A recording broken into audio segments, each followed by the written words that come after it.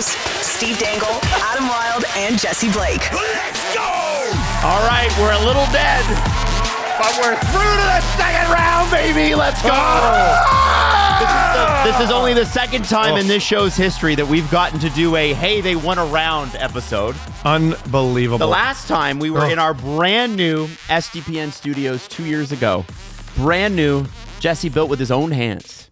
I didn't. Brick by brick. Brick by brick. I didn't. All by Brick himself. by exposed We brick. hired a No great one company. else in sight. Yeah, that's right. Not a company. soul. Game 6. Leaf Sens.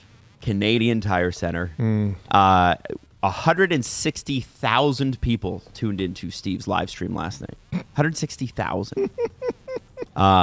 It was a game for the ages. And by the way, what was crazy was that there were 2 other games for the ages that immediately took place right afterwards. Like, The first round is 10 nukes aimed at a hurricane. Last just night was all going off at once. unhinged. The first round is awesome. Last night was awesome. Unless you're a Wild fan. Exciting finish, by the way, to the Wild game, too, even. I'll give them that. Or a Kings fan. Yeah, I know. The Wild ending was far less depressing. Yes, it was. Yeah. Yeah. Now, let's go through this goal by goal, gentlemen. Okay. Oh, my God. Here. Give it to me. What? I can't help but hear the comments. I hear them. What are the comments? I expected this to be more high energy. And, hey, I'm only halfway through this. I'm going to get there. We're all dragging ass today. Well, yeah. We were all up so late last night. Yep. It's like 1:30. We're all texting each other. I'm like, oh, no. I hoped some of us would be in bed. No. But nope. Jesse, what time did you get to bed? Not too late, like 1. No, okay. Whenever the Avs Stars game ended. Oh, my God. How did I forget about that one? Yeah, I was up watching the final minutes of that. That was insane. Yeah. Whenever that was ended, it got to bed. Final minutes, Edmonton, LA was insane. Actually insane. Yeah. And you know what? That's okay. It's playoff time. It's time to drag some ass. Yes, so let's drag our ass through the show. that ass. Now, Brady Tkachuk promised Sens fans that they'd be back, and he made good on that promise. You know what?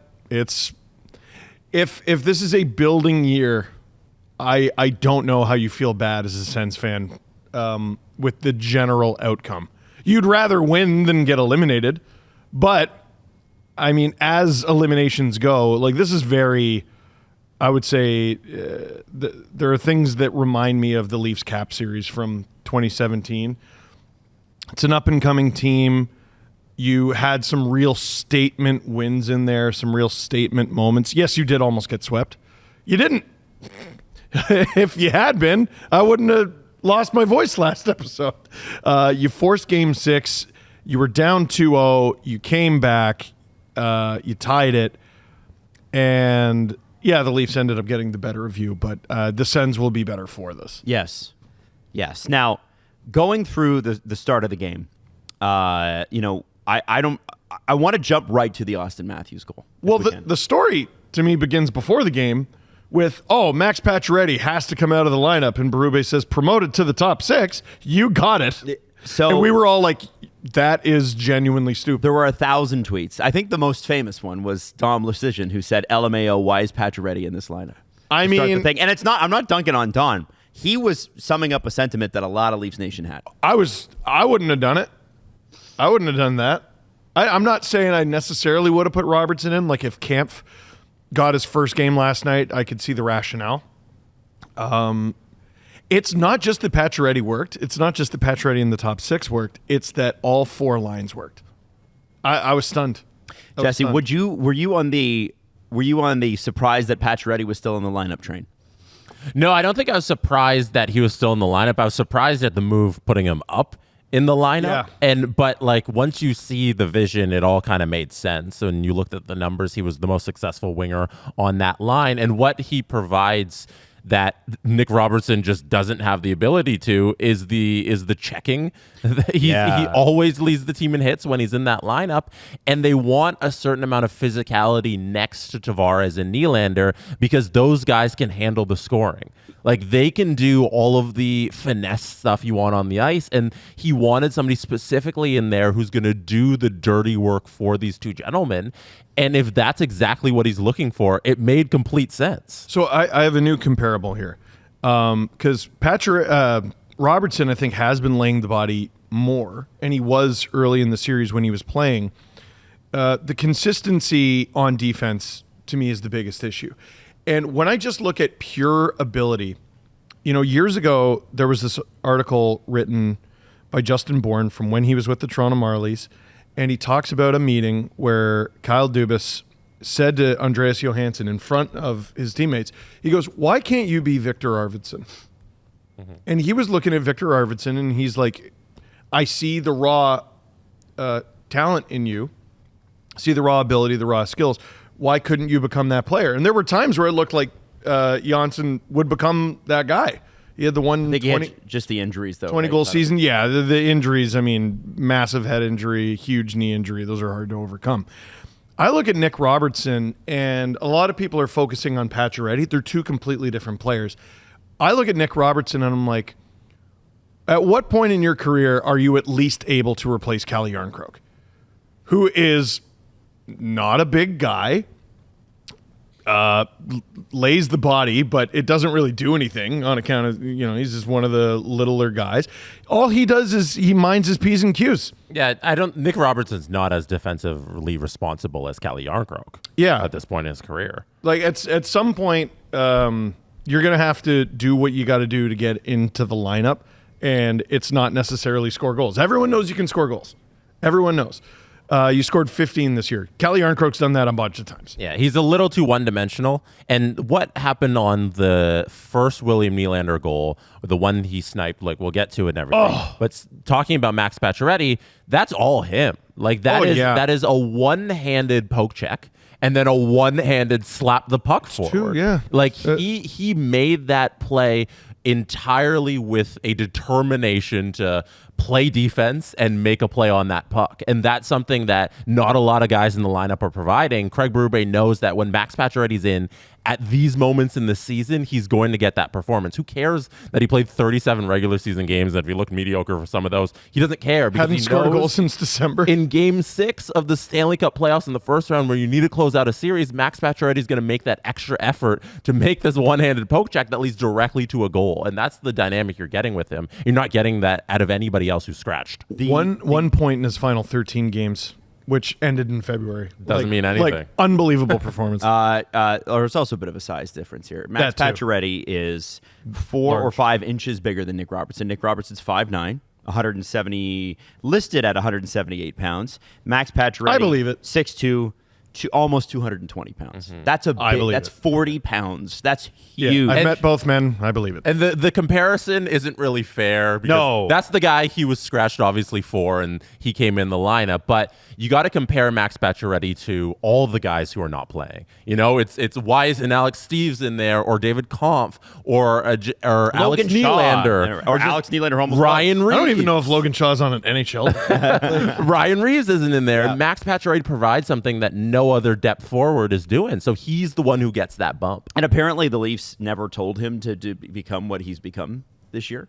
Patches? Yeah, so he just looked at the lineup and said, I guess I need to be time to kill defensive power forward. You know who told him? Allen probably told him. Allen's probably, hey, Max, this is what we need. Yeah. Because Patches is a noted Allen. He is. I wore the hat today specifically for Allen. Oh, yeah, because, listen, Allen had a big night last night. Big night. Now, Adam, the first goal. You've been trying 100 times. We still got to do pregame. Well, let me give you this. Craig I feel Berube, bad. Is Adam's like, here, we're gonna get right into it, and I'm like, the hell you are. The reason I was gonna go to first goal first is because I was gonna go to Matthews and then talk about something that Craig Berube said before the game. All right, let me hear it. And Jesse and I loved this quote on our pre-show. It was somebody asked Craig Berube his mood heading into Game 6. He said, "Business-like, let's go. We're ready to go. Business, let's go."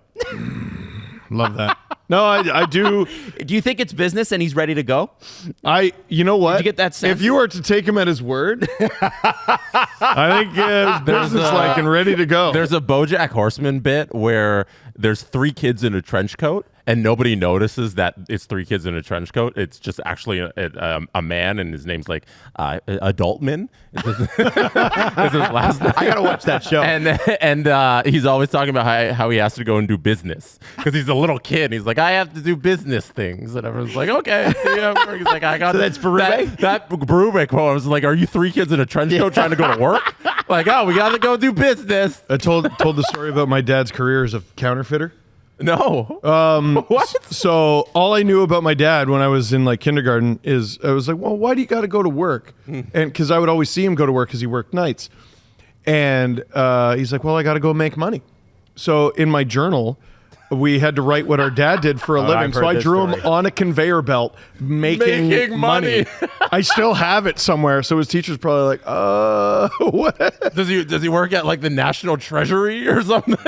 He worked in Cadillac Mint. Fairview fixing pipes and He shit. works at the Like, Mint. He's minting money. Now, April 26th. That's funny.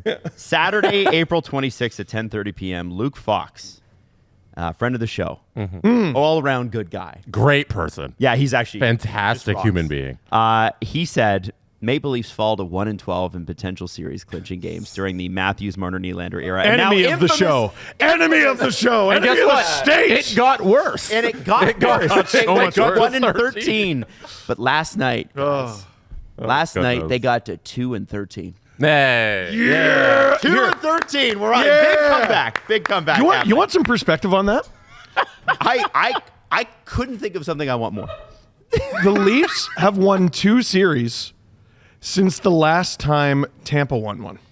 Oh, that's cool. Right? Well, we got ahead of somebody. We did. Yeah, we're gonna have the Andrei Vasilevsky and Kucherov conversation later in this show, but not right now. Well, and there was the Minnesota Wild stat, and Yeah. I was just like, this is so nice. It's to not have just have us. a futility stat that is not bar's on exclusively the about floor. my team. Yeah. The bar's on the floor and you're and walking they over stepped it. over it. Yeah, yeah. Let's Yeah. go. Absolutely. It's like the when they first teach you high jump and they put it on the floor.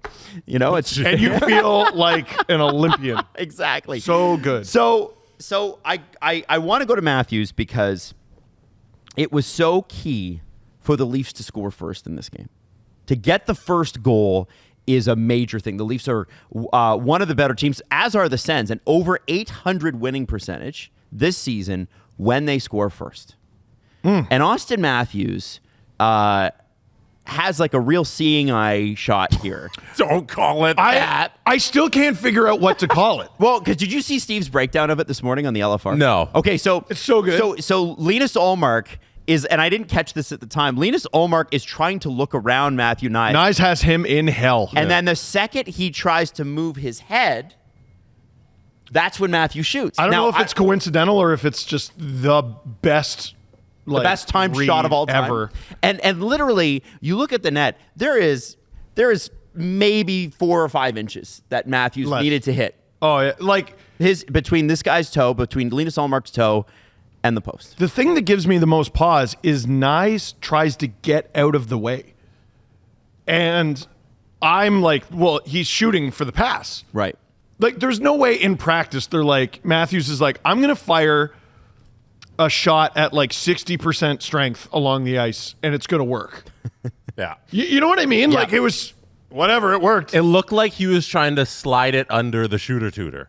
Yes. And like it was top 5 worst goals in terms of aesthetics that Austin Matthews has ever scored. Yes. So Yes. I missed the my first goal in house league. Yeah. It's just sliding along the ice, just 40 curled it miles in. per hour. Yeah. oh, like I can't believe that thing made it all the way in. No. Can I ask, because I missed the intermission, because like during intermission I'm doing stuff. What did the panel say about the Brady Tkachuk penalty? I don't know. And what did, you didn't see it either? No, we're here, but we didn't really watch it. We're watching. No? We're here. We were here. Right. We were in studio. Yeah, but I didn't know if you had it on or No idea. or what. All right. Well, there you go. No idea. Don't feel like I 'Cause- missed much. Well, I'm kidding. am I a little surprised it was called? Yes. Is it a penalty? Yeah, it is. Like, you took a healthy run at a guy way late. And this is a thing that a young team has to learn. And Sens fans, let me beat you to it. Yeah, it's stupid. But as a Leafs fan, this is how I've seen it work year after year after year. And the game was given away by Tim Peel years ago. You heard him say it into a mic. The Leafs took a high-sticking penalty earlier. They were looking to give Ottawa one. They were. And Brady Tkachuk didn't mind his P's and Q's. He's got to sign some more sticks for them. He does have to sign. If penalties are 1-1 when he does that, if the Leafs had just gotten off the power play, no chance it's called. But it's interference. And this is why I wanted to go Matthews and then pregame again, because that goal is Austin Matthews from Mitch Marner and William Nylander. Hell yeah! It breaks an 0 for 30 streak on the power play in clinching games for the Leafs. Also, it ups this stat, which Jesse and I went through before the game last night, because Jesse's like, hey, man, don't worry. And I'm like, here's a whole bunch of depressing stats. And it's made its way around, but the accumulated game 5, 6, and 7 playoff stats between 2019 and 2024. And this actually includes 2025 as well. Oh, great. So Except for last night. 16 games, Nylander has 13 points. That's pretty good. 14 games, Matthews has 10. That's all right. That's not bad. 13 games, Tavares has 10. That's pretty good. 16 games, Marner has 5 points, and they were all assists. Madon. So immediately, you get all 3 guys on the board, on the power play. That is so. I just want to talk about the importance of that. The confidence, all the boxes. The confidence that brings you, whether or not it's a great goal. Not all of them will be. You want to be the team that scores first or second? First, I think. Leafs decided both. But yeah, no, first is better. It's way better. The feeling I had when Shabbat scored the first goal in Game 5 sucked. Really hated it. And up to that point, I thought it was a tight game. Anyone can win this. And when you go down, there's this element of, now we got to crawl out of this just to have a shot at winning. Mm-hmm. Right? So to get all those boxes checked and the lead, I mean, you can't have a much better start to the game. And heading right into intermission, too. This is the thing. A minute 10 to go. Mm-hmm. That's minute 10 stuff. to go. That's all, those goals within a minute of the period are absolute killers.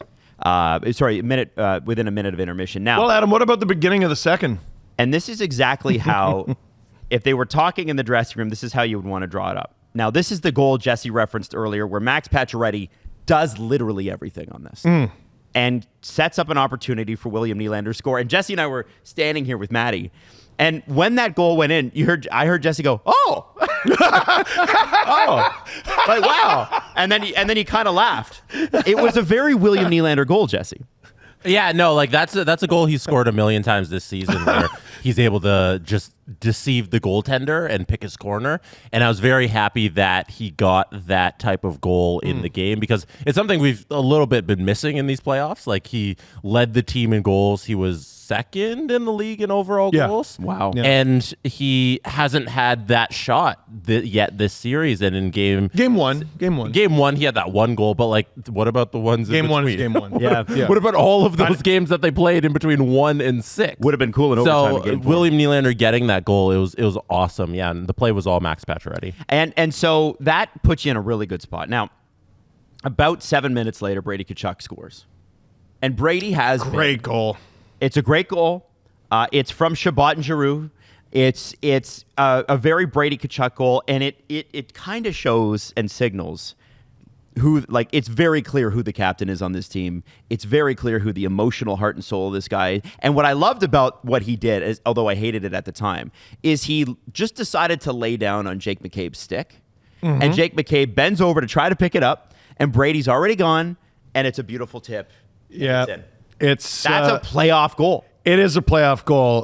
Brady was getting in his cross checks. McCabe cowbells him, which you can't do. Oh, yeah, he did do that, didn't he? He cowbelled him. And people were like, oh, Brady faked it. I'm willing to bet it hurt to get stuck in the balls. But he also saw an opportunity.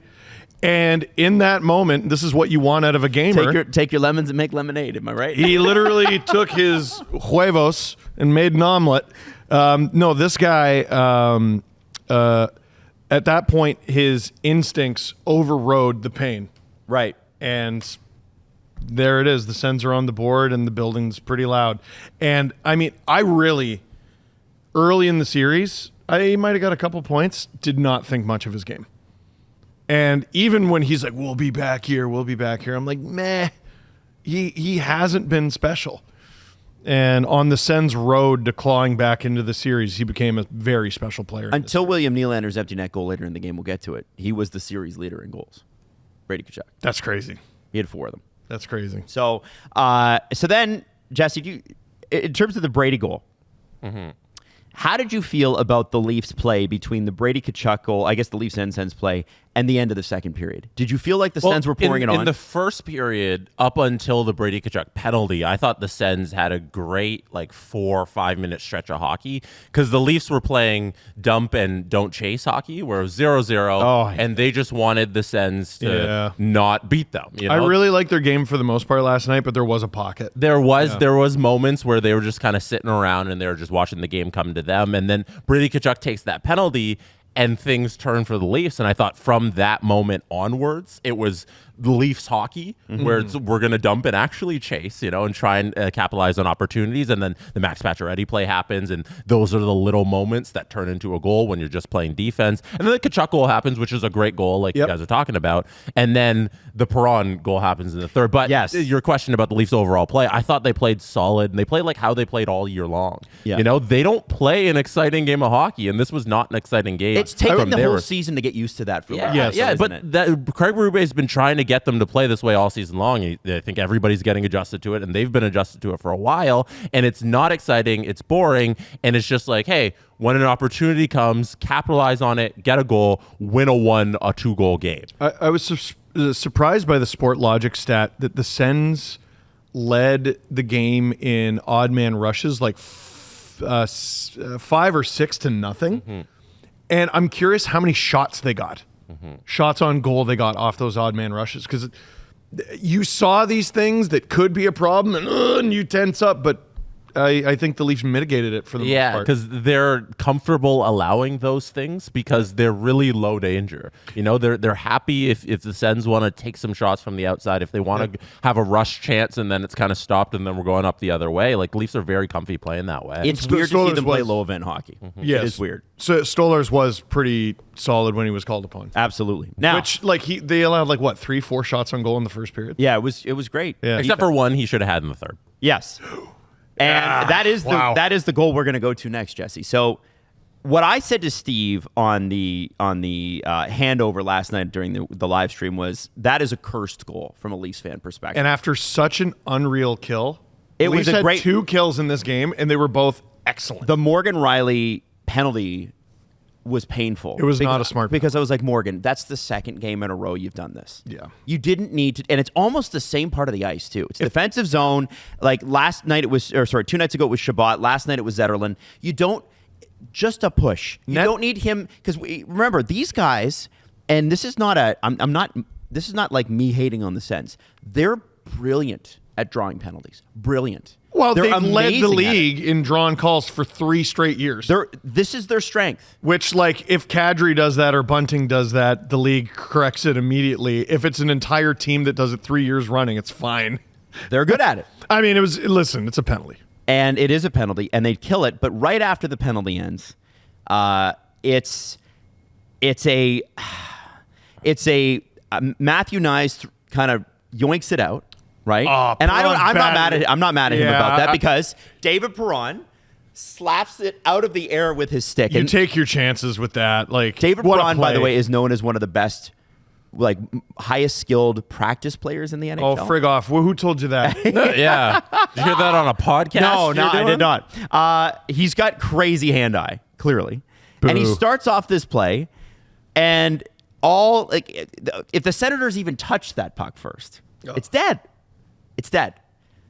But then obviously he ends up around behind the net, pops it off of Stolar's shoulder, and I feel like the back of his head. The shoulder blade, basically, because Stolar's, I mean, most goalies probably make the calculation that he does.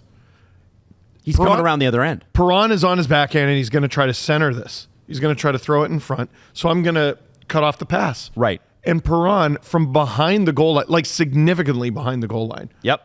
flips it up off of his very large back. And Anthony Stollers, when he talked about this, he said, "I got a little horny on the poke check, so you live and learn."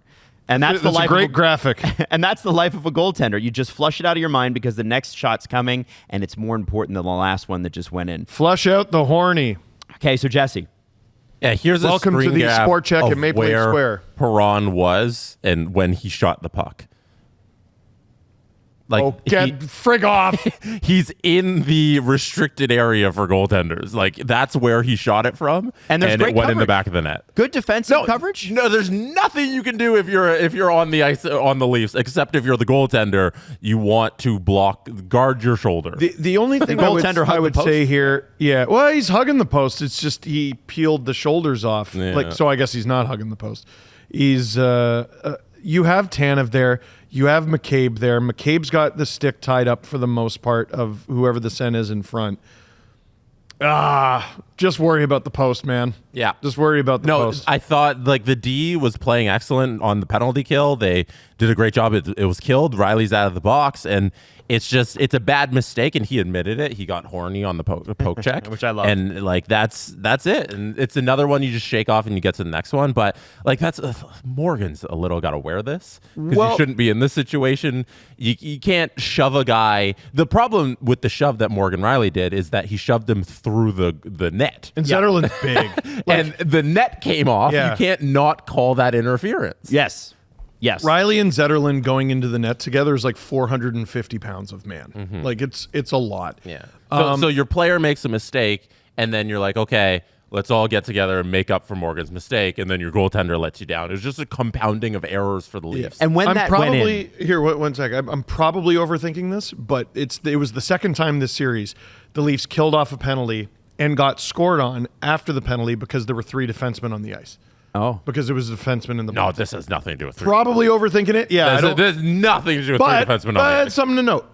No, it's not. It's something to note. No, it literally has If nothing. it happens in the Florida series, No, but this Leafs are 0 for 3 when they have 3 defensemen on the ice That's to like get a scored plus on. minus thing where a guy's like coming off the bench and is like, oh, he's a minus. Like it's not something to note. Yes, it Don't is. write it down. I'm noting it. Please. I'm noting it right now. This had nothing to do with 3 defensemen on the ice. You right there, note it. You right there, note it. If this was They're noting 8 it. children in trench coats, he still would have scored from behind the goal No, line. it's 3 children in 1 trench coat. I don't know about this. Steve. My grandmother had wheels, she would have been a bike. Yeah, so don't note it. No, Okay. I'm noting it. So that goal goes in, and I admitted on the show last night my reaction, but I'll save that for a minute. Jesse, where were you when that goal goes in? What's your reaction to it? Do you sit there stoically? Are you angry? Do you bang your fist? What is a Jesse Blake reaction to that tying goal? I don't remember the exact reaction. You're upset. Obviously, you want the Leafs to hold on to that lead, and like the games usually play out for the Leafs that they don't allow a third period goal like that. Like I thought they were going to hold on to that lead. It would have been 2-1 finish 2-1 finish, and they get the empty net or whatever 3-1. I thought that's how it was going to play out. So it was pretty surprising to see Perron get that one. See, I've made a huge error because I thought Jesse might emote the way that I do, but Jesse is. Did you smash a TV or something? I was at SDPN. And Jesse got the cops called in our office. Adam got the cops called in our office. What'd you do? I screamed and I said, "Why the F is it always us?" You scrumped. Over and over and over. Because that is like from the Sens perspective, that's a great goal. From the Leafs perspective and the history and everything else, it's not just this game. It's the 10 years of Martyr Matthews Nylander. It's the 60 years of not winning the cup. It's been 25 since they've been to like the conference finals, right? Thank you. Right? Make your point. A quarter century. So I'm feeling like we cannot see a game. Yeah, but it wasn't 7 like here. that was an OT winner. Yes, but It was a game to make it 2-2. in series past, But- that happens. Their confidence is shot, Oh, yeah. but not this time. Nope. And so I'm happy to tell you, I was embarrassing. I'm glad my wife wasn't in the room because she would never have made out with me again. I'm putting a straight up toddler tantrum.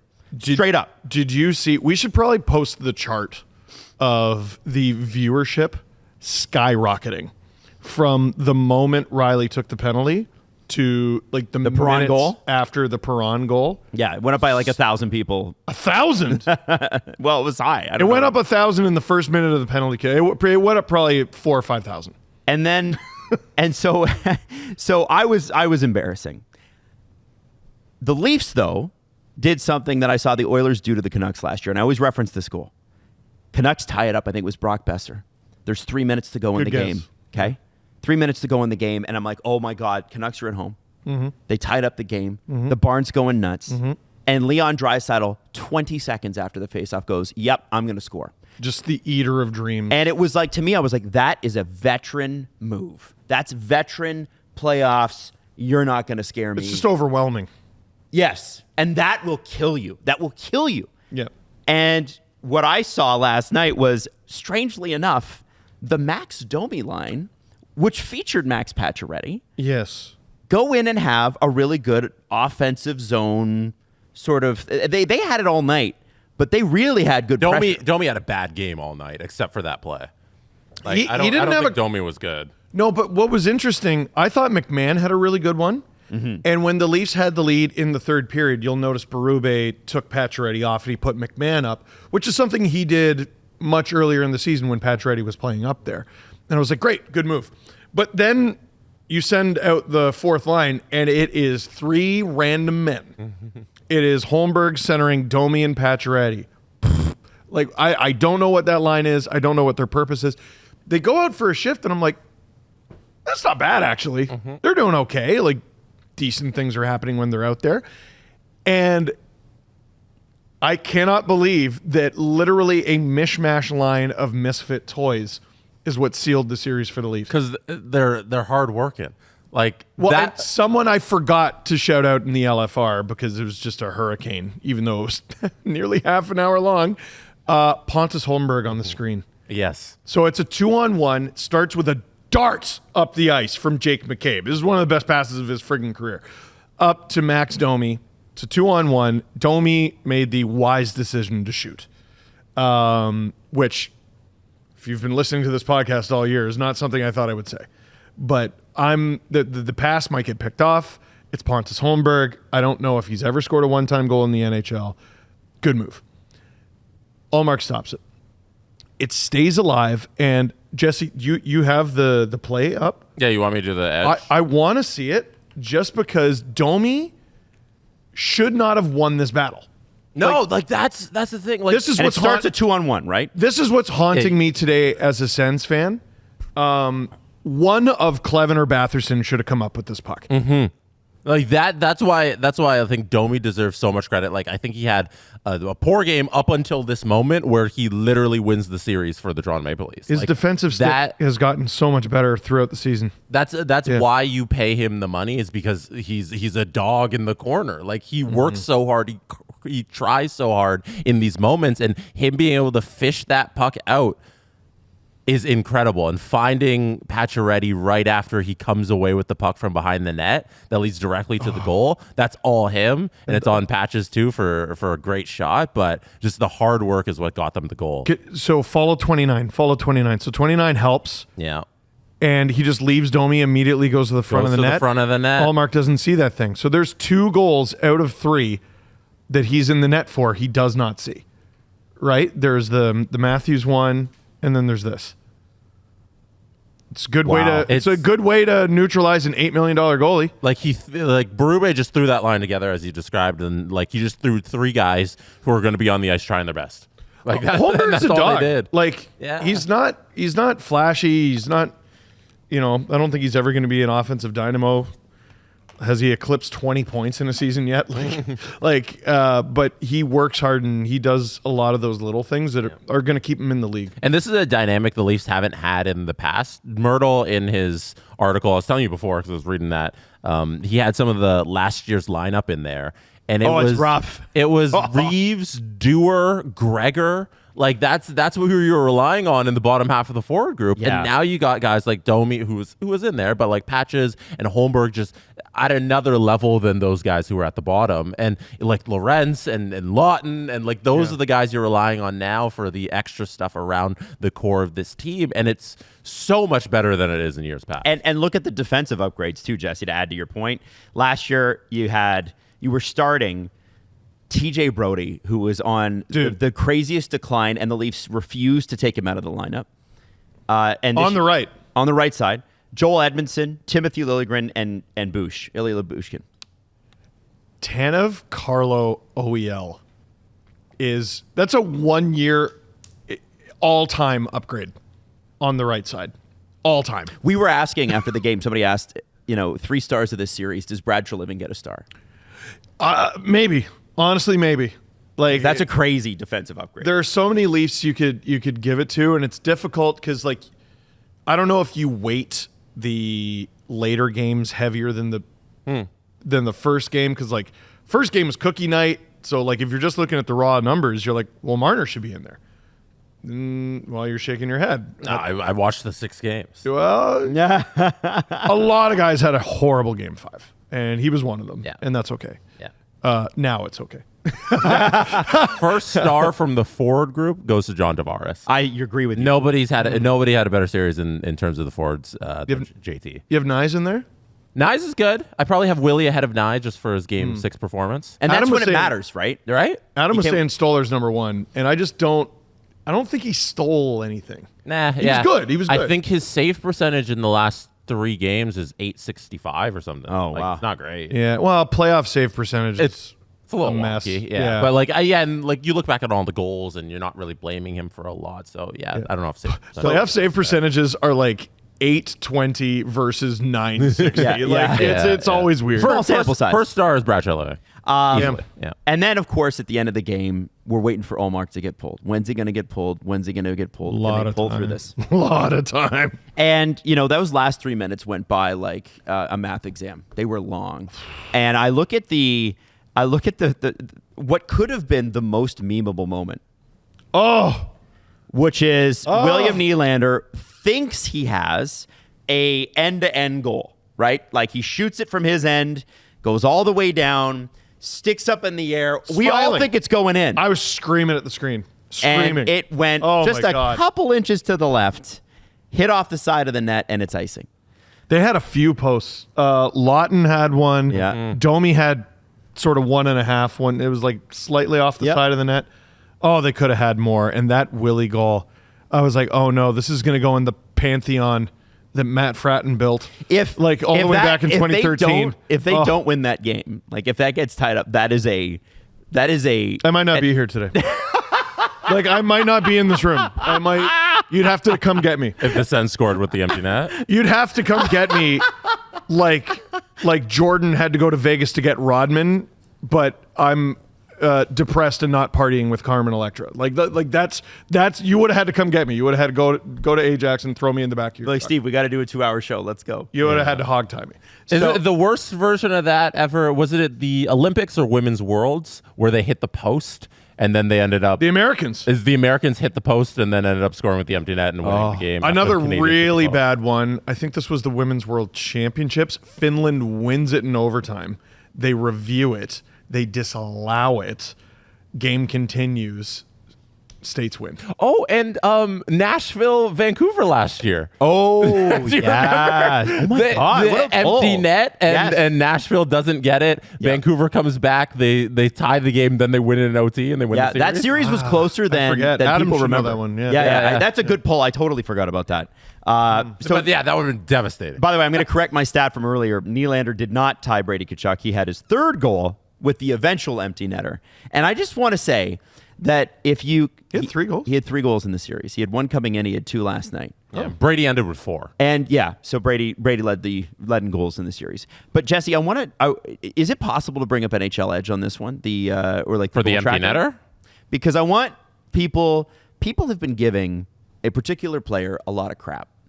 And every good team has a guy that people don't like. And we call it the Mason Raymond syndrome, which is, the Vancouver Canucks in 2011 were as close to perfect as a hockey team as you can get. Yeah. They really were. They were spectacular. But Canucks fans said, we don't like Mason Raymond. We don't like him. Yeah. Why? Because everybody's got it. Fans just do that. Because he's the perceived weakest link on an otherwise juggernaut. And by the way, he was still pretty good. He was still pretty good. So Scott Laughton was traded to Toronto for Nikita Grabenkin and a first-round pick. And he's out there with... Hold on. Oh, I'm sorry, Adam. I got a little horny there. They start quote Anthony Stolarz. They started With your poke check? keep that poker away. You calm yourself, Jesse Blake. The first game he plays is against the Colorado Avalanche, and it's just a bonkers game, and he doesn't play great. That was his first game. And it takes him 8 or 9 games to even find a spot. They're trying him on the wing. They're trying him at third line center. Oh, okay, now he's on the fourth line. Did we really give up a first-round pick and a prospect for a fourth liner? Man, that's a bad trade. Boy, they messed that up. Wasn't the fourth line. We'll talk about that in a second. Yeah. But Scott Laughton last night, and I think for a good chunk of this series, last night and for a couple of nights has been an unbelievable penalty killer. One of their best penalty killers. Has created Told ya. opportunities, Told hit ya. multiple posts, right? Yes. Yep. And last night is the reason William Nylander got a second shot at the goal. So let's bring it up. Sorry, I took a little too long getting into it. So what happens here, guys? Can we describe? Because it's Batherson. What, yeah, So let's go back. Batherson. You're going to have to go back. So watch Sanderson clap this thing into 24, and look how little 24 moves. So dead center blue line, and Laughton is just in a heap trying to drag himself to the bench after. Whack! Oh, it hits him the force.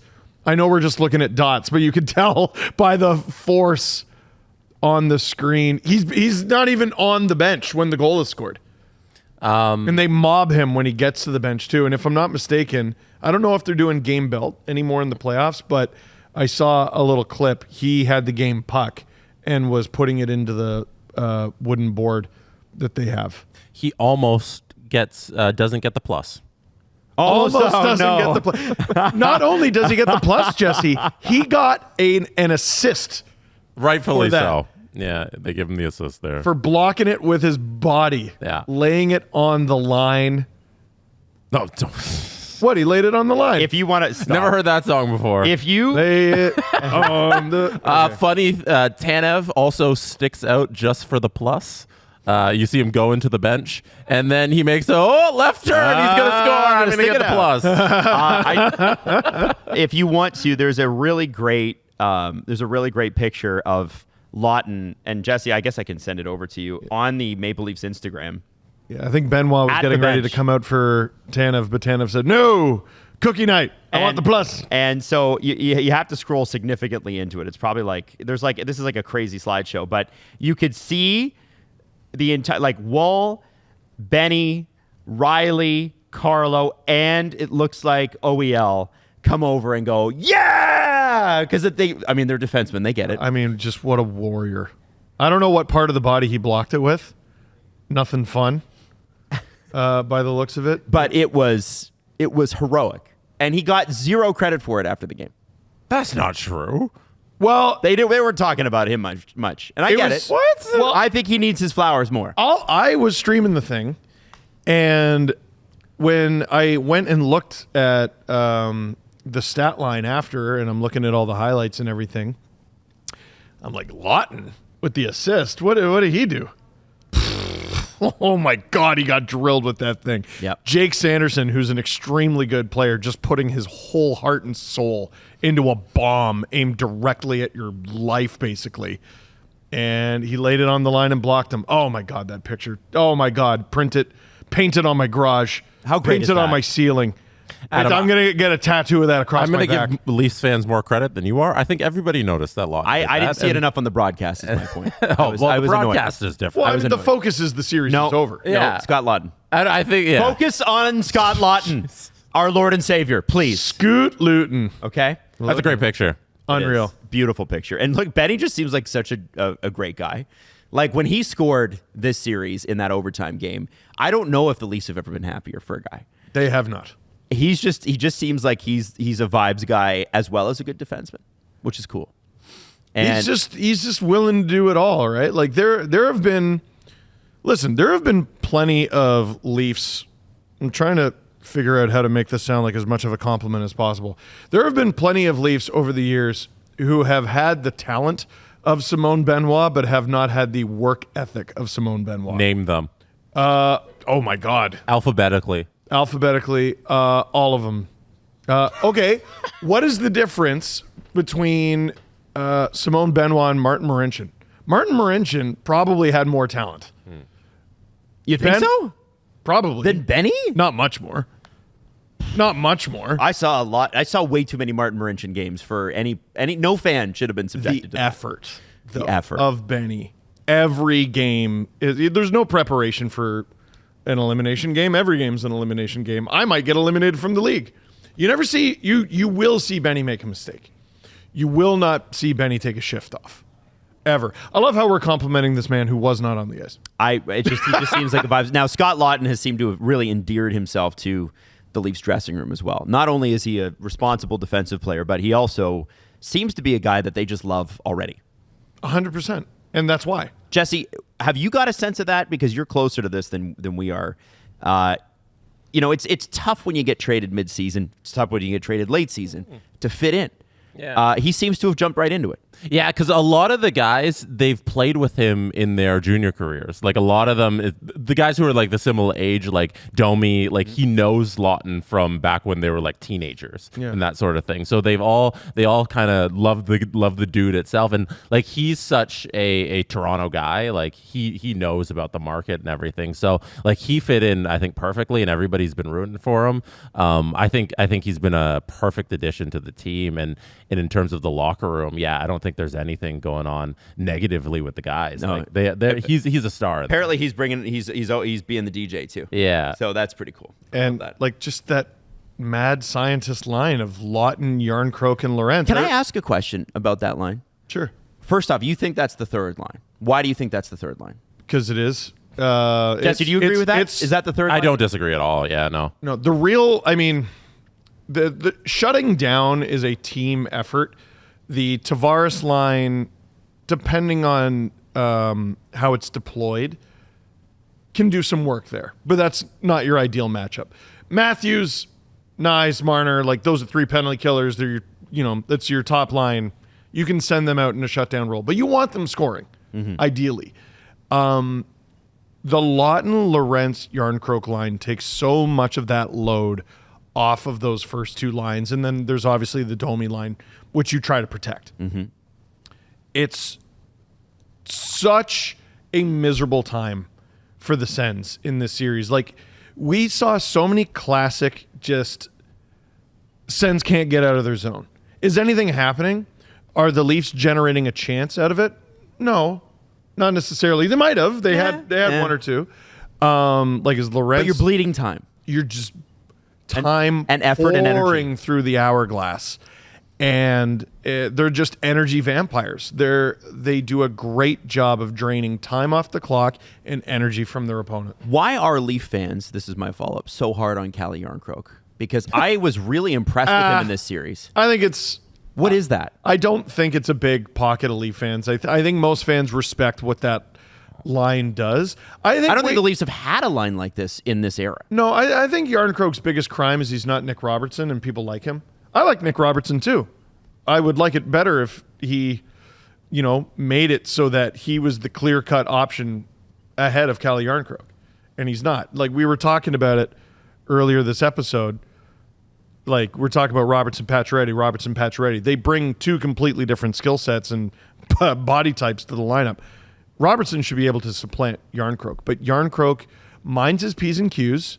That's the third time this episode I've said it. I don't know why it's my crutch today. And something really important about him that is key to that line, right-handed shot can take faceoffs. If Laughton gets kicked out, you can throw Lorentz in there, but if there's a faceoff on the right, you don't have to use Laughton. You can use Yarncroke on his strong side, which is something I think that's really appealing for a line that you're probably going to give a lot of D-zone starts to. That's good. For some stats to back things up, Give it to the us. Yarncroke, Lawton, Lorentz line was second in the team in expected goals for throughout the entire series. Oh my God. 1.34 expected goals for. The only line that beat them was Nyes, Matthews, Marner, who were 2.89. That's according to Natural Wow. Stat Trick. Yeah. Oh, that's cool. Yeah. That's Wait, is in the series or in this game? Series. wow. Holy. I was like, I must have misheard him. That's crazy. No, as a series as a whole over the Wow. course of 6 games, yeah. I just want to say I loved that line. Every time that line came out, it was sort of like what I remember earlier in the year when Chris Tanev played his first few games and Steve was like, "Oh, Chris Tanev's warm blanket," right? That's how that line feels when they're out there. I don't worry. A little bit like, I mean, this is an old reference, so some young fans, this isn't going to resonate, but just making Shane Corson Velcro on Alexei Yashin. Oh, Just stapling him to, you just go follow him around. Do it, whatever you got to do. He's popping painkillers on the bench. Freaking warrior. yeah, yep. He got suspended for kicking Eric Cairns. He shouldn't have done that. But Why Literally- not? What's the problem? you're not supposed to do that, I've read. But they've needed a line like this for a long time. And I don't think a lot of Leaf fans predicted or would have predicted that the Leafs would finally put together a line like this and it wouldn't feature David Kampf. Not only would it not feature David Kampf, he's not even in the lineup. Very surprising. It's nice to have him in your back pocket, but he's not in the lineup right now. It speaks to the work that Brad Treliving did. Yeah. He pushed out a guy who we all thought was going to be really important to this lineup because he added so many additions that are more important than David Kampf. Not anything on his play. Like, he's a good player, but in a worse lineup, he's in there. But this team, it got too good without him. This also doesn't happen often in the playoffs, especially a series that goes longer than 4 or 5 games. No one was taken out of the lineup due to injury. At least that we know of. Like, who knows? Maybe Robbie's hurt. But no one was taken out of the lineup due to injury, which is somewhat of a miracle in itself if you look around the league. Yeah, very healthy Leafs teams. They've been relatively healthy all season long. Yep. Like, outside of the Austin Matthews injury and, like, McCabe going out for a little bit, and you got a little bit of OEL, but, like, those are week here, week there. Like, there's been no major injuries for the Leafs. Well, and not ones that they couldn't cover. Matthews was so early. Yeah, Yeah, Matthews was a and month, everything but it was kind of early. wrapped up by the time you needed Matthews. They also barely played that month, right? Remember when he was That was- out? he they missed barely like 4 played. games. Yeah. It was so weird. Yeah. Yeah. But like JT, Marner, Willie, all healthy. Yep. Healthy seasons. And like Stoller's missed some time, but then he came back and he's good. And like they got to take advantage of this run here because you're not going to stay healthy throughout the entire playoffs, but they No. are right now, and it's really working. No, you are not. In game 1 against Florida, no Ekblad. Got to take advantage of that too. It's worth noting. You really No, do. it really helped for the Lightning. Yeah, yeah. Now, Like, no, the Leafs are not the Those- Lightning. Those games, you know. Leafs are not the Lightning, and the Panthers are not the Sens. we It's don't a totally know, different series. We don't know when the Leafs are. We don't know when the Leafs and Panthers are going to kick off. We know it's sometime probably early next week. I'd be stunned if it was this weekend on account of Saturday's tomorrow. Yes. And like, I mean, the road team to start each series is not even in the city they're supposed to be in. Yep. So Carolina is not in Washington. Florida, I imagine, is not in Toronto yet. Mm-hmm. So what's the point? Exactly. Now, so I just want to take this show and just enjoy this win and not fret about. Oh, it. we're not going to talk about We can. their next series? I think we probably should. Oh, what I a was little thinking bit. is we would do a preview later on when we knew when they were going to play because I feel like Leaf fans deserve to just enjoy this moment and then feel anxious in a day or two. Is that fair? Oh yeah, Just enjoy it for today. The whiniest, diaper-filliest copers last night were the ones like, well, good luck with Florida. Thank you. It's the Stanley Cup playoffs. There's only, when you make it to the second round, there's only 8 teams left, and you're going to be stunned to find they're all good. It's crazy. Good luck against Florida. Yeah, thank you. They're a very good team. After a long winter, that car needs a clean, Steve. Yes. That Mazda is looking a little dirty. Well, hey. And the sun is out. Hey, well, it's okay because I got silver wax. That's right. Proudly Canadian since 1999, Silver Wax not only takes absolute care of your cars, your RVs, your ATVs, your boats, whatever it is you have. Also, they make it easy because their absolute care promise not only delivers great finish and great clean, but it makes it easier for maybe people that are not detail enthusiasts doing it every week. I'm holding the interior protector, but they also have an interior cleaner. So you use the interior cleaner first, and then you use this one, the interior protector, and then this one keeps your car looking new. But then you got to use the cleaner first, so it's new first, and then it looks new forever. It's awesome stuff. You need it for when you're listening to a podcast and someone says something you disagree with and you yell at them. Yeah. Right? Then you get a little spit stains all over the place. No, you gotta like people listening to this right now, I imagine you are in your car. Look around. Yes. It needs a clean. It does. Clean it. Silver wax. For shame, honestly. What's wrong with What you? I would also say is I love that they're like leather cleaners and stuff like that. They don't leave that sort of oily thing on it afterwards. Like, it's always cool that it looks shiny, but I'm like, that's getting on my pants, isn't it? Silver Wax doesn't do that. So check it out. Silver Wax takes absolute care of your car. Find Silver Wax products at your local Canadian Tire or go to silverwax.ca and use the promo code SDPN10. It's SDPN10 for 10% off your next order at silverwax.ca. Now, Florida did, Jesse, steamroll the Tampa Bay Lightning. And I think there are obviously reasons why that happened. We talked a little bit about this in the pre-show. Nikita Kucherov, every time he's won an Art Ross trophy, so that's 3 years, he's never scored a goal in that ensuing playoff. Stunning stat. Which is crazy. Stunning. So that's this year, last year, and 2019 against Columbus. Did not score in any of those series. Stunning. Also worth mentioning, he hasn't scored a goal in the playoffs since the Leafs beat the Lightning in 22-23. Not a goal. Enough time has passed that I'm willing to say something's wrong there. That's weird, right? Fundamentally. Like, someone asked me today, they're like, I heard a rumor Cooper's getting fired. And I went, whoa. I don't think that's happening. But if you're the Lightning, I'm not saying you're the LA Kings, because the Kings, I think, need to have some real soul searching this offseason. Mm-hmm. Something fundamental about your team has to change, and that might sound strange to say on account of they just lost Steven Stamkos this past offseason, but there's a reason the Lightning let him walk, and that's because they felt like they could. And go look at the season he had in Nashville. Go look at the season that Nashville had. There's something not working there.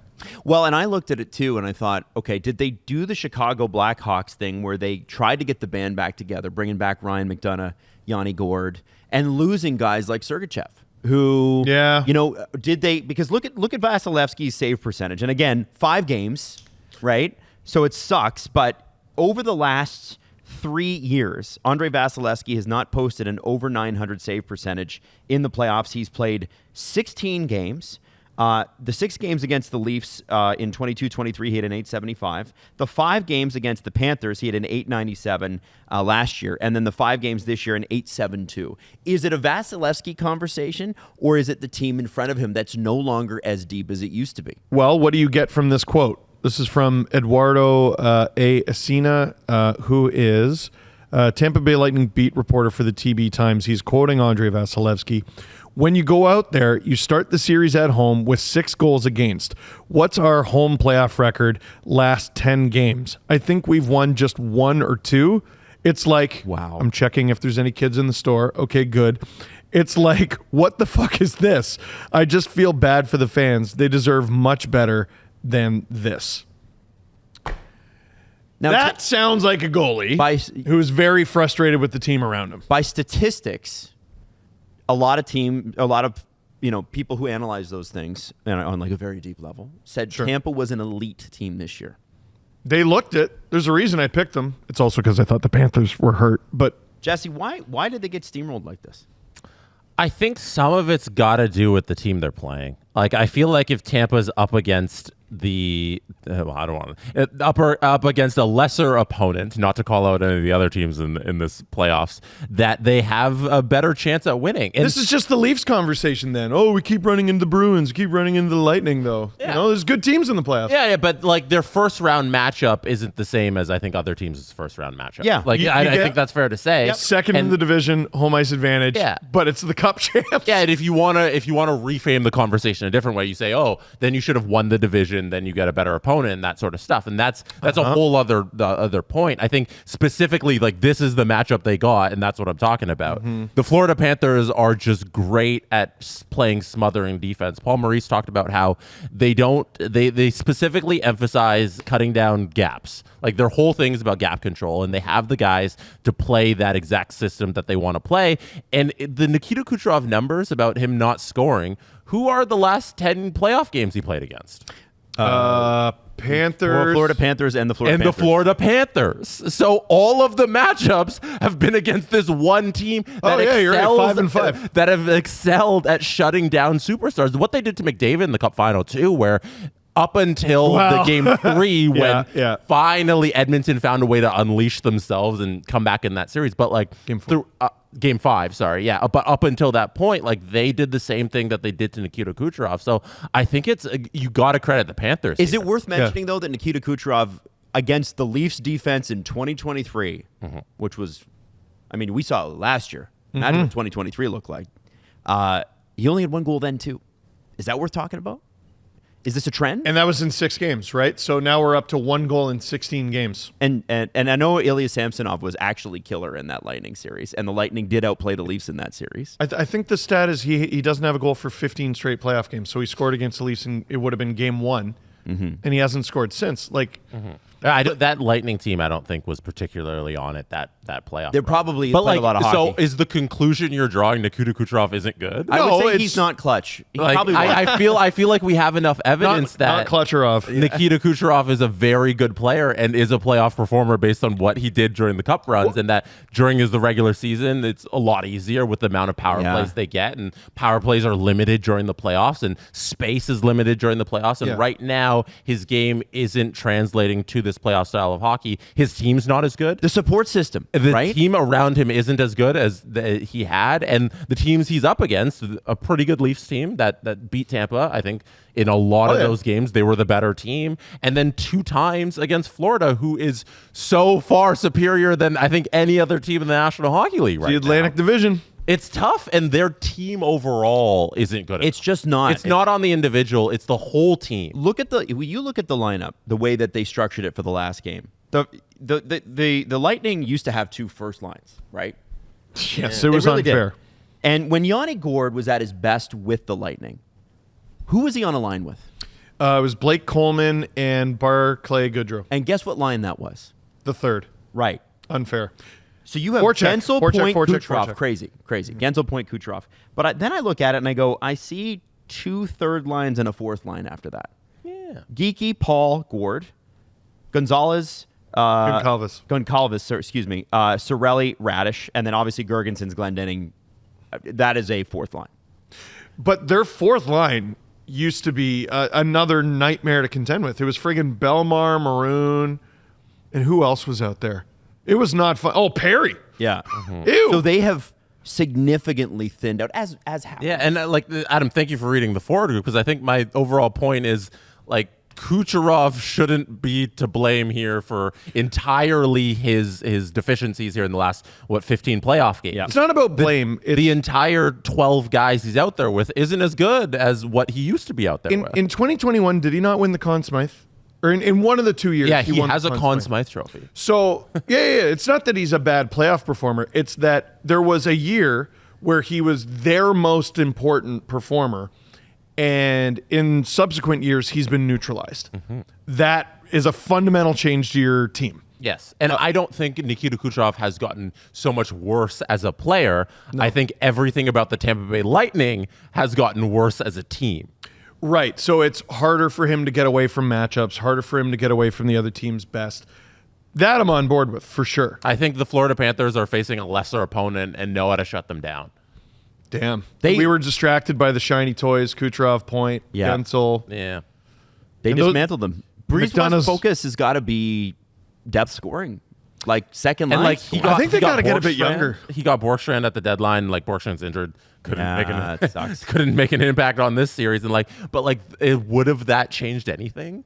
Like, did Julian Breezewell do enough here? If you're winning a series against the Panthers, is Oliver Bjorkstrand the straw that breaks the camel's back? I don't think so. Well, it's Bjorkstrand and Gourde. But we're talking about Bjorkstrand not playing versus Gordy was. Right. I don't think so. Oh, no. It's not what sinks the ship. No. When do we have the mini referendum on getting rid of Stamkos? Like, in the end, are we all happy with that? I feel like it's like it made both parties worse. You know, that's so true. Yeah. Like, and I think my who benefited question was, from that? So okay, let's have a look here. The one thing that the Lightning were able to get J.J. Moser for Sergachev, and J.J. Moser looks like to be a good young defenseman on the way up. I said it when it happened. The one thing I'll say, Do you want him on your first pairing? No. and so when you go, But that's not a Moser problem. That's a Brisebois. Exactly. Yeah. Exactly. And that's, I think, the bigger issue here. Right. but when you and Sergachev spent a lot of the year. I don't think I've ever mentioned Brisebois and problem in the same sentence. Like, this is a new conversation. Sergachev spent a lot of the year on the IR. He had a really unfortunate injury early on. But guys making 8.5. You bring in McDonough. Who's making 8.5? Sergachev. He signed his new extension. He's gonna make McDonough 6.75. So you're telling me you were willing to pay 6.75 for McDonough. You weren't willing to go an extra $1.75 for Sergachev. This is the kind of talent bleeding that I'm talking about, and that's why I phrased it as That was maybe not a great idea. Is this them trying to get the band back together after the best before date? The Blackhawks thing you threw out there is a pretty good example. Like, it's, you know what? Let's get rid of this Artemi Panarin guy. What's he ever going to be? Bring me Brandon Saad and bring me Cups. That is a little bit of what I see here. And it's not because Ryan McDonough is a bad player. No. Or that he's not useful to them. It's because for your value per million with Sergachev is 10x what you would get from McDonough. No disrespect. So one thing we're burying in the story is Sergachev was coming off a very serious injury, right? And he only played the one game in the playoffs. And, you can sign him to that extension, but who knows what you're getting? Well, here's what you're getting. In 77 games with Utah, 15 goals, which is a career high, 38 assists, which is the second best of his career, and 53 points, which is the second best of his career. And he's 26. Competitive and a pain in the ass. Piece of crap. Hates losing. 212 pounds, 6'3". Like, he's a gift of a player. That I think might have been a mistake. We've seen the New York Rangers fall. We've seen the Boston Bruins fall. Are we going to see the Tampa Bay Lightning reset? I feel like we have to. They're a smart enough team and a cutthroat enough team. I think we saw that last year, that we can be pretty confident they're not just going to sit on their hands and do nothing this offseason. They're not ready to, they're certainly not going to rebuild. Vasilevsky's only 30, right? Like, they have opportunity here, but and look how good he was this season. But what if they did a few years ago before their cup run, what if it's a reset? So you take a year, you take 2 years, and you still make the playoffs, but you're collecting assets and you're growing players and you're building this team back. I think they have a fascinating draft. Yeah, well, I thought you should know this morning. First off, John Cooper said he can't see himself coaching anywhere else, despite the rumors. Oh, good. And well, I don't know where the rumors are coming from. Is literally I got a phone call from a friend who said they read it online. Yeah, because that's not a thing. So the rumors are coming from Ryan Smith and John Cooper. Some are in the same location. They're good friends, and Ryan Smith reportedly wanted to lure John Cooper, owner of Utah? The owner of the Utah Hockey Club. Yeah. It wasn't like these weren't unfounded rumors. Like this was a thing, and people were speculating that if the Tampa Bay Lightning went out in the first round, that he might make a big push to possibly try and lure him from Tampa to coach the Utah Hockey Club. That's where it came from. Cooper and Sergachev reunited would be very funny. But it sounds like that's not going to happen. What would you pay? He did say that those conversations need to come from Tampa ownership and Julien Brisebois. And so the Tampa reporters this morning are saying, well, he's not going anywhere. That to me is not, I'm not going anywhere. That's, I can't see myself play. That Dubas said the same thing, and they fired him 3 days later. I can't see myself GMing anywhere else, and I might take a time. Yeah, immediately. I'm sorry. Yeah, he had that job in the bag. Dubas does not sit at that press conference and say, I don't know if this is for me and my family, without knowing that Penguins offer was in his back pocket. I'm not trying to chance. I'm not trying to pick on the guy. I think he's done probably a better job in Pittsburgh than he's gotten credit for. He doesn't get enough shit for that. He doesn't get enough shit for that performance. Maybe getting fired was him getting enough shit. No. Yeah, it sounds like he got all the shit. Yeah, and then he got promoted. Listen, there's lots of things. And then gave himself the job. Put the crown on his head. I am king. There simply couldn't be another guy to do this. As I said, he won the lottery with that one, and he deserved it. Go get a GM who can take the fall for you. But his biggest mistake was saying, nope, I'll do it. It's like when Dwight named himself King of the Hay. Yeah, the Hay King. You got the ability. Like, look, Shanny has had 3 general managers in his tenure. The team has gotten past the first round twice. Lou, Kyle, Brad, in case anybody forgets. Okay? And the only one who didn't win a round, Lou. Shanny hasn't had to wear that in the way that those GMs did. What Kyle didn't seem to understand was, hey, I'm the president now. I'm like above the GM. Yeah. I don't need to own this, and I get to make all the decisions. But I get to let my GM go talk to the press. He didn't get that. Now, and no, the Jim Rutherford setup where he's running everything and makes all of the decisions, but Patrick Allvin is the general manager. Just do that. Just let Patrick do that. Let Dubas. Patrick take the fall. Yeah. Let Patrick take and also to Jim, stop talking. Yeah. Also. Yeah, but it's like Allvin in front of a mic. Oh no, that's terrible. Go to Jim, and then Jim talks, and you're like, oh, that's way worse. Who's that comedian? That's like a TikTok sound. Shane Gillis. Yeah. That's way worse. Julian Breezewell also said this morning that it is unlikely that their 31st overall 22 first round pick, Isaac Howard, who plays at Michigan State, will sign with them. So he's 21. Like at all? At all. So he becomes a free agent. So he will be a free agent later this summer. Wow. And he had 52 points in 37 games in the Big Ten. Leaf. Holy crap, those are really good university numbers. He sounds like a Leaf. 5'11", 190 pounds. Now he doesn't sound like Ah, no, 5'11". Yeah, he's not big No, enough. he's not 6'3". Yeah, never mind. Thanks Scratch for that. coming out, bum. That sounds like a stupid like a Montreal Canadian. I think he sounds like or a something. Oh my God, please God, no. Please God, no. Please no. Oh my God. Please no. If you're ready for round 2 of the Stanley Cup playoffs, get into the action with BetMGM, an official sports betting partner of the NHL. And listen, let's just talk Leafs and Panthers for a second here. Why? The Leafs are not favored. What? I know you're shocked. You're shocked. Jesse, what are the odds? 2.45 on the decimal odds. So like do we heavy think? favorites are the Panthers? Yes. Yeah, 1.57 the Panthers. Got them right where we want them. This is Has that ever worked out for the Leafs being the underdog? no, it hasn't. No. Okay, all Not right. in Never, recent never, No. ever works. No, Steve, if you want to put $2 on a Leaf sweep, 21 to 1. Ooh, that's So what does that give me? $42? Yeah. I'm so good at this. You know what? I'm not doing it. those. Really, that's it? Is Yeah, it? I think that's a very. I want improbable- more on that. Yeah, I should get $1 million. Yeah, that should be like Let's talk to them. That should be like 100 to 1. It should 1,000. 1,000 million. 1,000. Sign up today to get started. BetMGM is an official sports betting partner of the NHL. BetMGM.com for terms and conditions. 19 plus to wager. Ontario only. Please play responsibly. If you have any questions or concerns about your gambling or somebody close to you, please contact Connects Ontario at 1-866-531-2600 to speak to an advisor free of charge. BetMGM operates pursuant to an operating agreement with iGaming Ontario. All right, now I want to move to the Edmonton series because Jesse What did I do? was like, Oh no. Jesse read the future. What did I say? So in game 3, there's less than 5 minutes to go in the game. In fact, I think there was 4. Evander Kane scores to tie the game up. It's 4-all.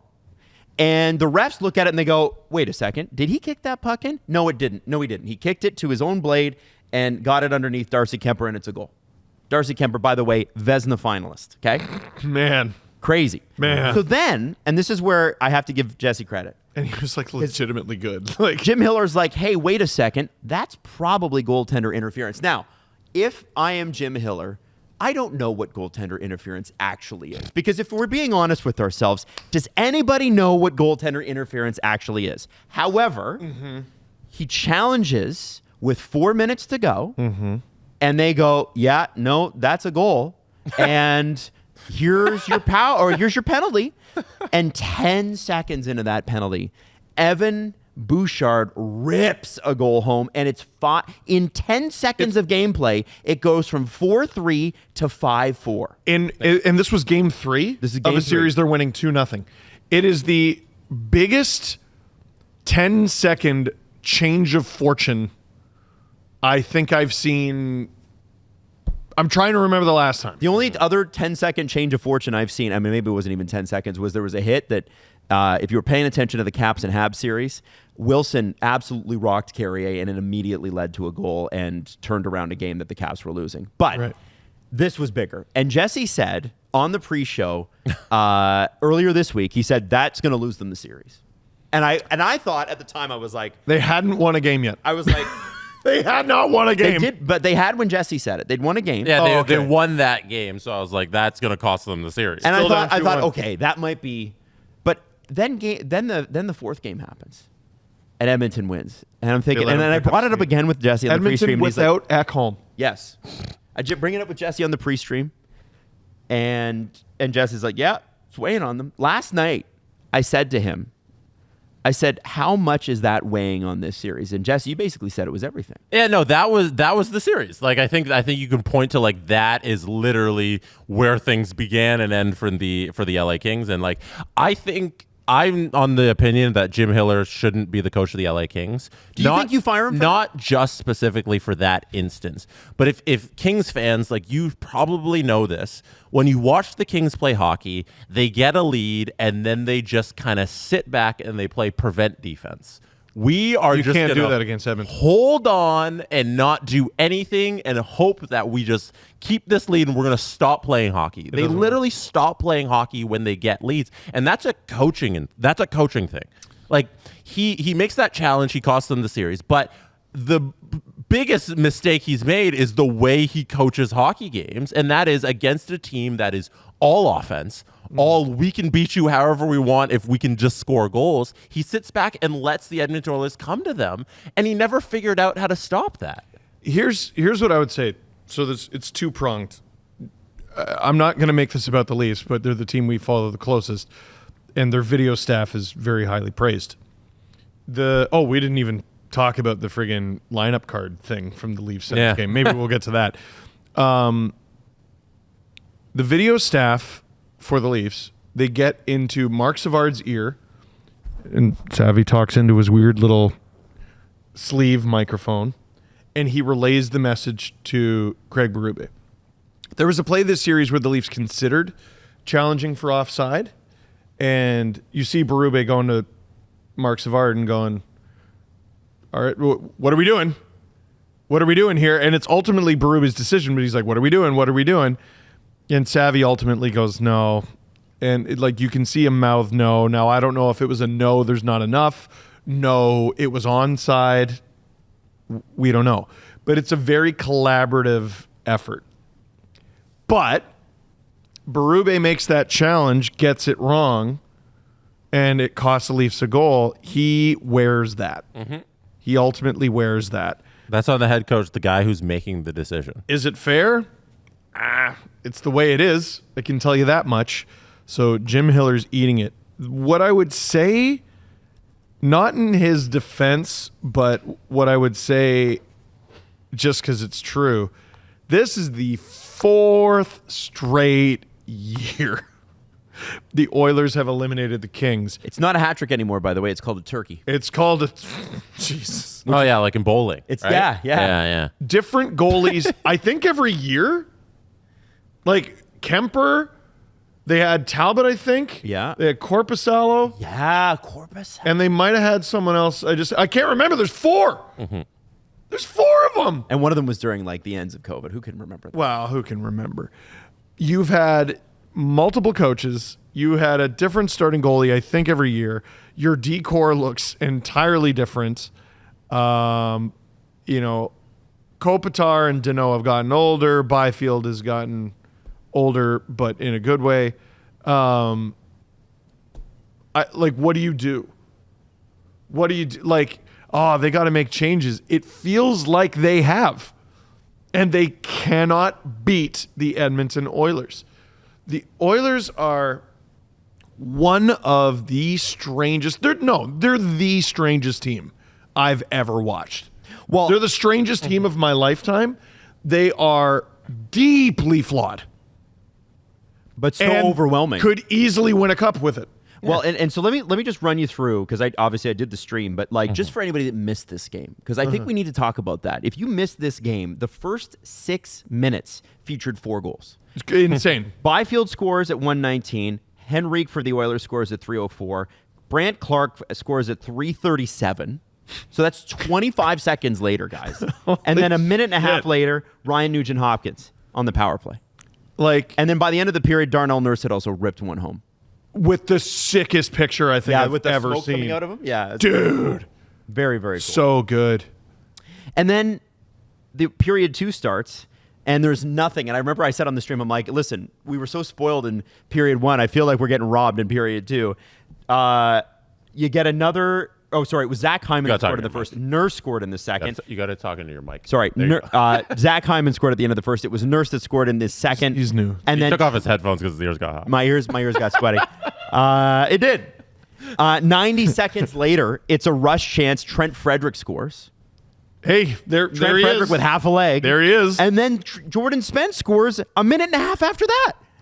So you got Brandt Clark, Jordan Spence. You got your young guys doing their thing on the back end. Yeah. You're never going to win that game. And you're never going to win that kind of game against the Edmonton Oilers. And the Run Kings, and gun? The Kings proven they're not that type of team. No. They can score. They can't though. Not in these games where they got to come back and win. They're good at getting a lead and sitting on it, and when the other team can't penetrate their wall. But Hiller continually in that series shortened his bench. He relied on the 3 kind of top lines. He only ran kind of 3 lines throughout that thing, kind of 2 at some points. He in the Edmonton Oilers on the other side, when they got going from game 3 on, they were running all 4 lines evenly. McDavid and Draisaitl did not have great series points wise. I don't know if you have their totals, but they're not up there in terms of points that the Edmonton Oilers scored this playoff series in the first round. And just some numbers to back up the Kings in this type of hockey. When the Kings trailed after the first period, McDavid had 11 points. Yeah, and so Draisaitl had 10. 6 games. 11 and 10. How many goals? 2 and 3. 2 and 3. Okay, It was Bouchard had 4. It was the goals number I was trying to remember, Right, not the points numbers, the goals numbers. They were all around these. My bad. My God. But the Kings this season during the regular season, they only had 2 wins when trailing after the first period. Oh. All season long. All season? All season long. All season long. They had a 143 points percentage when trailing after the first period, which is 28th best in the league. So there couldn't have been many games. They didn't trail a lot. Well, after the first period, they were tied a lot, they were ahead a lot. Yeah. But in the games where they trailed after the first period, they weren't good. They can't play this game, and their head coach had them playing run and gun Oilers style hockey against the Oilers because they got them into that game. The Oilers did. They mastered it after game 3. Okay, but imagine. Yeah. Before this series starts, we're doing our preview, and I'm like, hey guys, here's a hot take. LA Kings have a Vezina caliber goaltender. When we now know that because he's one of the finalists, okay? They're gonna limit McDavid and Draisaitl combined to 5 total goals this series. No What do chance you guys Edmonton say? wins. You say 0% chance chance Edmonton wins that game. That series. Yeah. And yet here they are. Bouchard. They could have 5 goals in a game. Bouchard with 4 goals. Nugent-Hopkins with 3. Connor Brown with 3. Zach Hyman with 2. Yep. What is that? That's Depth scoring. Evander Kane had 2, and I think we underrate how much him coming back. As soon as he came back, they started winning. Huge difference. And then on top of that, I was watching Av Stars last night. I'm like, Landeskog's on the top PP unit. 2 guys who did not play this regular season. Corey Perry 2 goals. Matthias Janmark 2 goals. Trent Frederick, Adam Henrique, Darnell Nurse, Victor Arvidsson. They all had goals. Man, That's a lot of goals. that's a hurricane, dude. What do you do? What do you do? It's nuts. You should leave Stuart Skinner on White Ave. Yes. Just let him stay there. Let him party. He's not a part of the team anymore. Calvin Pickard's been great.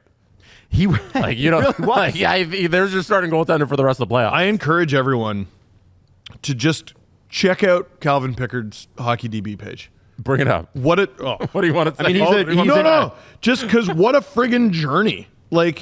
This guy, he shouldn't be starting playoff games in the second round in 2025. Yeah. It's a miracle. So first of all, second round pick, 49th overall, 2010. 2010. Was drafted 15 years ago. How old is this guy? He's 33. Just turned 33.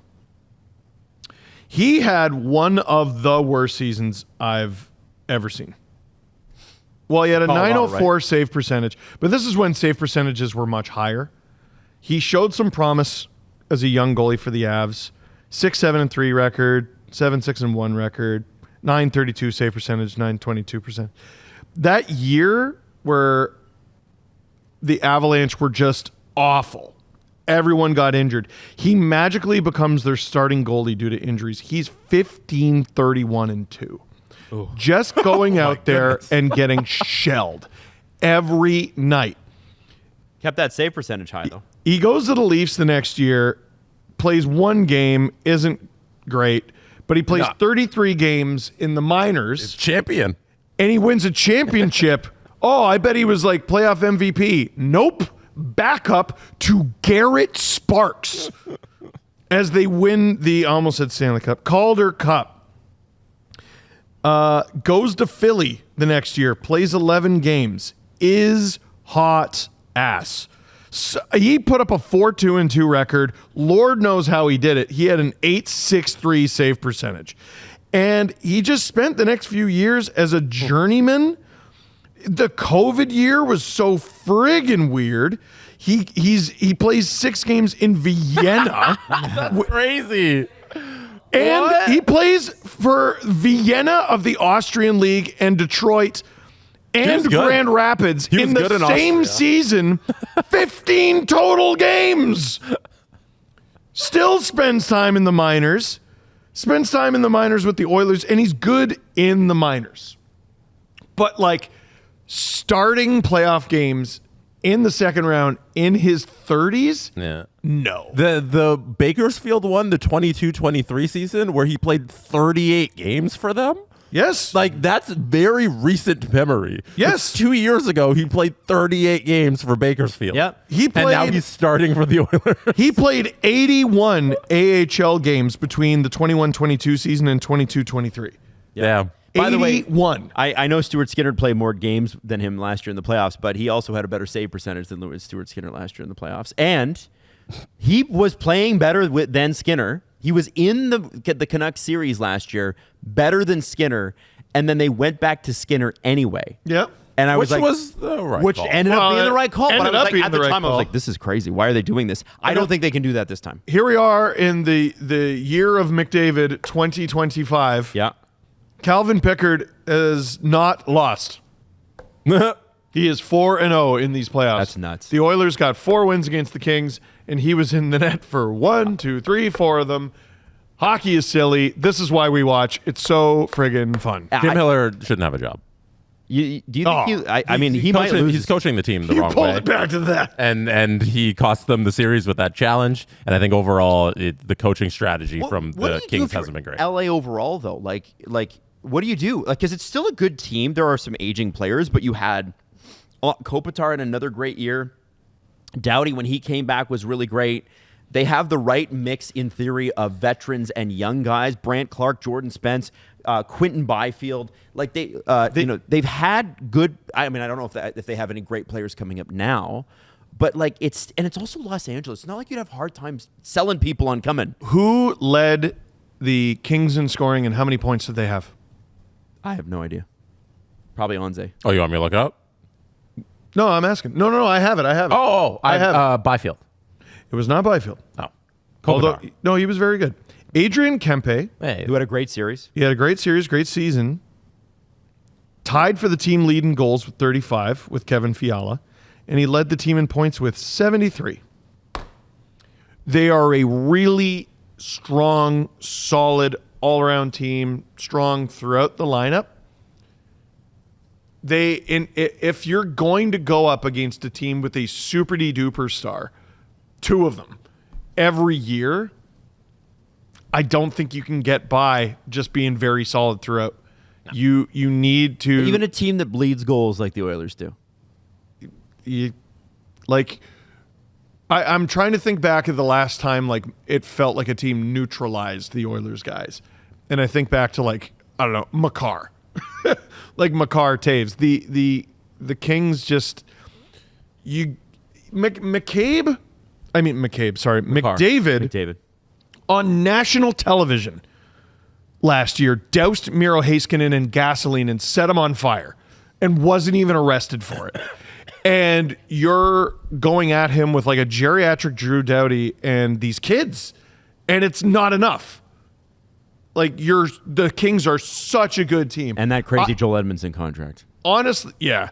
I honestly think if they didn't run into the Oilers first round every year, they probably I don't know. get a couple conference finals out of it. That's for me right now, sitting here with where the Kings are at. It sounds like cope to defend what they're doing because they haven't won a playoff series since 2014. Yep. And like some of that is you're coming off the championship. You always have to pay the tax bill. Yep. Like eventually, when you are that good through that era, everything comes due.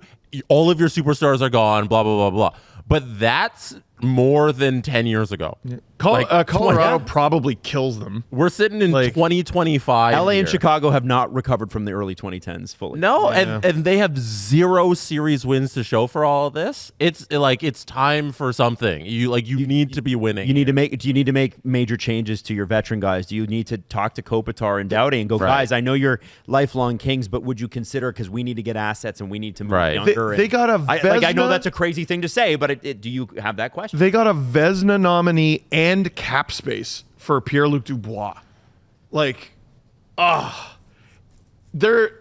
a really frustrating team because I look at them. They're one of those teams where I go, yeah, generally speaking, I think you're making all the right choices. It's not enough. It's not even good to beat Edmonton. It's not even. You lose the same opponent 4 straight years. That is come on. Hey, you can't the part of the reason we've been yelling and screaming for the Leafs to blow it up for so long is this keeps happening often against the Bruins, but it's not them 4 straight years. Oh, I'd be sick to my stomach. Yeah. It's probably Rob Blake who's got to pay for the bill. I think so. I think it might be time. Maybe it's just a promotion. And Pick then him upstairs, you bring somebody in as GM, but somebody's got to pay for that. Because he hasn't. Listen, I don't think he's done a bad job. Yzerman's been bad. Yes. Yzerman's been bad. Rob Blake's just not good enough. Not good enough. You need an edge. I think I'm onto something with the top end talent there because they have a great collection of very good players. I think they're hoping Byfield turns into that. But he didn't even hit 60 points. You need 100-point guy. Mitch Marner. If that's what you're going head to head with every friggin' year, you just don't. There's no combination of 5 or 6 men you could throw out there to combat that. And even when you somewhat neutralize it, that means you're taking the rest of the Oilers lineup for granted, and they're going to light you up like they did in the series. Connor Brown's going to show up, Zach Hyman's going to show up, Evander Kane's going to show up. Connor Brown was great last year. Yeah. He was spectacular. And that was a guy who was dead to rights last year. He's healthy. Yeah. He wasn't even that good during the regular season. No. He had a very mediocre season. But he brings intensity. When they scored, I love him. He was screaming like he was so excited. And now, you started this thing and you're like, oh, Jesse said they cost the series and that thing. I picked the Kings to win the series. So did I. 5-6 but I don't think you picked Jim Hiller to pick that to make that. But I just want to acknowledge that I was very wrong on this series. And same with I had Tampa in 5. Picks have been bad this year. Yeah. But that's the joy of the playoffs. It makes me feel better that your picks also suck. No, we're all here sucking together, dude. Group suck fest. Group sucking. Yeah. Okay. Now, great episode title. That'll be great for SEO. Group suck fest. It's May, which means it's time for a spring cleanup. The yard's looking a little rough. It might be time to get the Lawnmower 5.0 Ultra out. Oh, do we have gardening products now? No, we have man products for man upstairs and man downstairs. Oh, this is for this balls! Is, oh, it's for the balls. It's a pubic hair ad. I got it. Okay. Now, Manscaped's Lawnmower 5.0 Ultra features a dual skin-safe blade, which is accompanied by a trimmer and interchangeable foil blade for enhanced performance in sensitive areas. Ooh. We don't want the nicking and the pulling and the. You're gonna want to be careful. Yeah, right. Yeah. Your register kind of raises when I say that, right? So here's what we want you to do. We want you to go and get your 15% off your entire order with Manscaped right now. Go to manscaped.com, use the code DANGLE, get free shipping, get 15% off your entire order right now with Manscaped. Let me ask you something, okay? If I had told you last night, before the Avs-Dallas game, there are going to be 5 goals scored in the second period, and 4 of them are going to Dallas. And also, Mikko Rantanen is going to get 4 points, okay? And Rupe Hintz, 4 points. What would you say about the potential outcome of that game? I don't know if you can send your friends therapy coupons, but I would have sent one to Drew's house because that is tough. But Rantanen had 3 assists in 10 minutes. Yes. Or something like that. Yeah. Like on the Rupe Hintz, Michael Granlund, and then Rupe Hintz again. And then he scored in that period. So he had 3 assists, and then he scored. I know Blackwood is not entirely popular in Colorado right now, but heading into these playoffs, like, by the way, we should mention Colorado won. That's what I do want to say. The series that made me angriest to see it was this one, because I'm like, I know this is going to be a banger. And also, this should not be a first-round series. Like, if Dallas loses Game 7, you lost, I think, 7-game series, back-to-back years, and they were against friggin' Vegas and friggin' Colorado. Yep. That's unbelievable. I don't remember where. Oh, no. Heading into this, I like, those are like 2 of my top teams in the West, but the Stars are so preposterously deep. Yes. Like, their scoring is unbelievable. But we knew that. The question was their defense. Well, without Miro Heiskanen. The question was their defense, but if Rantanen isn't performing, which he wasn't, then I think it completely neutralizes the rest of the team. Because you have no Robertson too. Well, it's right. And you have no Robertson, and it's what I was talking about with the Oilers. Like, as long as you if your depth performs well and your stars are performing well, but they're neutralized, it at least opens up your depth. But if the Stars aren't performing well, you're boned. So you lose Robertson, there's your top scorer. You lose your new highest paid player in Rantanen. He's still there. He's just performing like crap. You're probably not winning the series. You could maybe argue they were lucky to be up 3-2 in the series. Rantanen arrives, and I know you have Makar. I know you have Devon Taves. How do you shut down the Stars?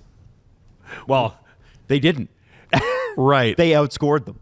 Right. And this is what a thrill. Like, how fortunate the hockey world is that this is going 7. It was 4-3 after the second period. Sorry to everybody else. And then what did the Colorado Avalanche do in the third? They scored 4 goals unanswered. And one of them I want to bring up. The last 2, like, let's not. Is it the dumbest goal I've ever seen? The last 2 are empty netters. Let's not sell it like it was 4 goals on a goalie. But McKinnon has had 5 goals that he scored and 1 that Colin Blackwell scored. Man. And this, we just need to break this down because it goes off of 2 star players. His second game winner of the series. And it goes over Ottinger. Who is the tallest goalie in the league, or tied for it? He's like 6'6", 6'7", handsome, beautiful teeth. I'm jealous. Makes me mad. Do you have it there, Jess? Yeah, I was just pulling it up. He's pulling it up because I want you to see this. This goal, in case you missed it, because you're in the Eastern time zone, you got work in the morning. This is a goal worth looking at. Oh, I watched it like this was a dagger goal because it goes off of your own player. It goes off of 3 of your own players. Like, go to the net and good things happen. So McKinnon he's going to the net, right? He's driving towards the net, but he's being driven wide, which is good defensive. He's got one hand on his stick. So then what happens? It's flung into the slot. And it's just, is that Lyubushkin, by the way, on him? I believe so. Man, the Stars should have done better than that. It's thrown into the slot. It hits something before hitting something, and it hits the back of the net. And it goes off of Oscar Back and I No, it believe was Oscar's front. and then I believe it hits Colin Blackwell right after that. In like the chest. Yeah. You're And like, what would you have done? All McKinnon? 5 Dallas Stars have surrounded the net like a force field, and the puck goes off them and in. And it goes off of Blackwell on the other side. McKinnon's coming down the left side. The puck bounces off Bach and then to Blackwell, and that's on the other side of the net at that point. That's not nice. There's not a single Av in front of the net. Nope. That's the hockey gods going, people want to see a 7. Yeah. People want to see Game 7. Sorry. Yeah, no, that's a curse goal. Curse goal. Sens win the game with that last night. Again, you would have to go to Ajax and drag me here. Guys, I have to ask, because again, like you said, the Blackwell is not the most popular guy in Colorado. A lot of people argue he cost them game Blackwood. 5. Blackwood, sorry. I know. Not Blackwell. Blackwell, not to be confused with Blackwood, not to be confused with Wedgwood. We've seen crazy goals. There was 11 last night in the Stars Avs game. What does Game 7 look like? Is it a 2-1 finish, or is it more of the high-scoring, high adrenaline? Because I feel like sometimes going into Game 7, usually especially in the first period, every team is just kind of feeling each other out.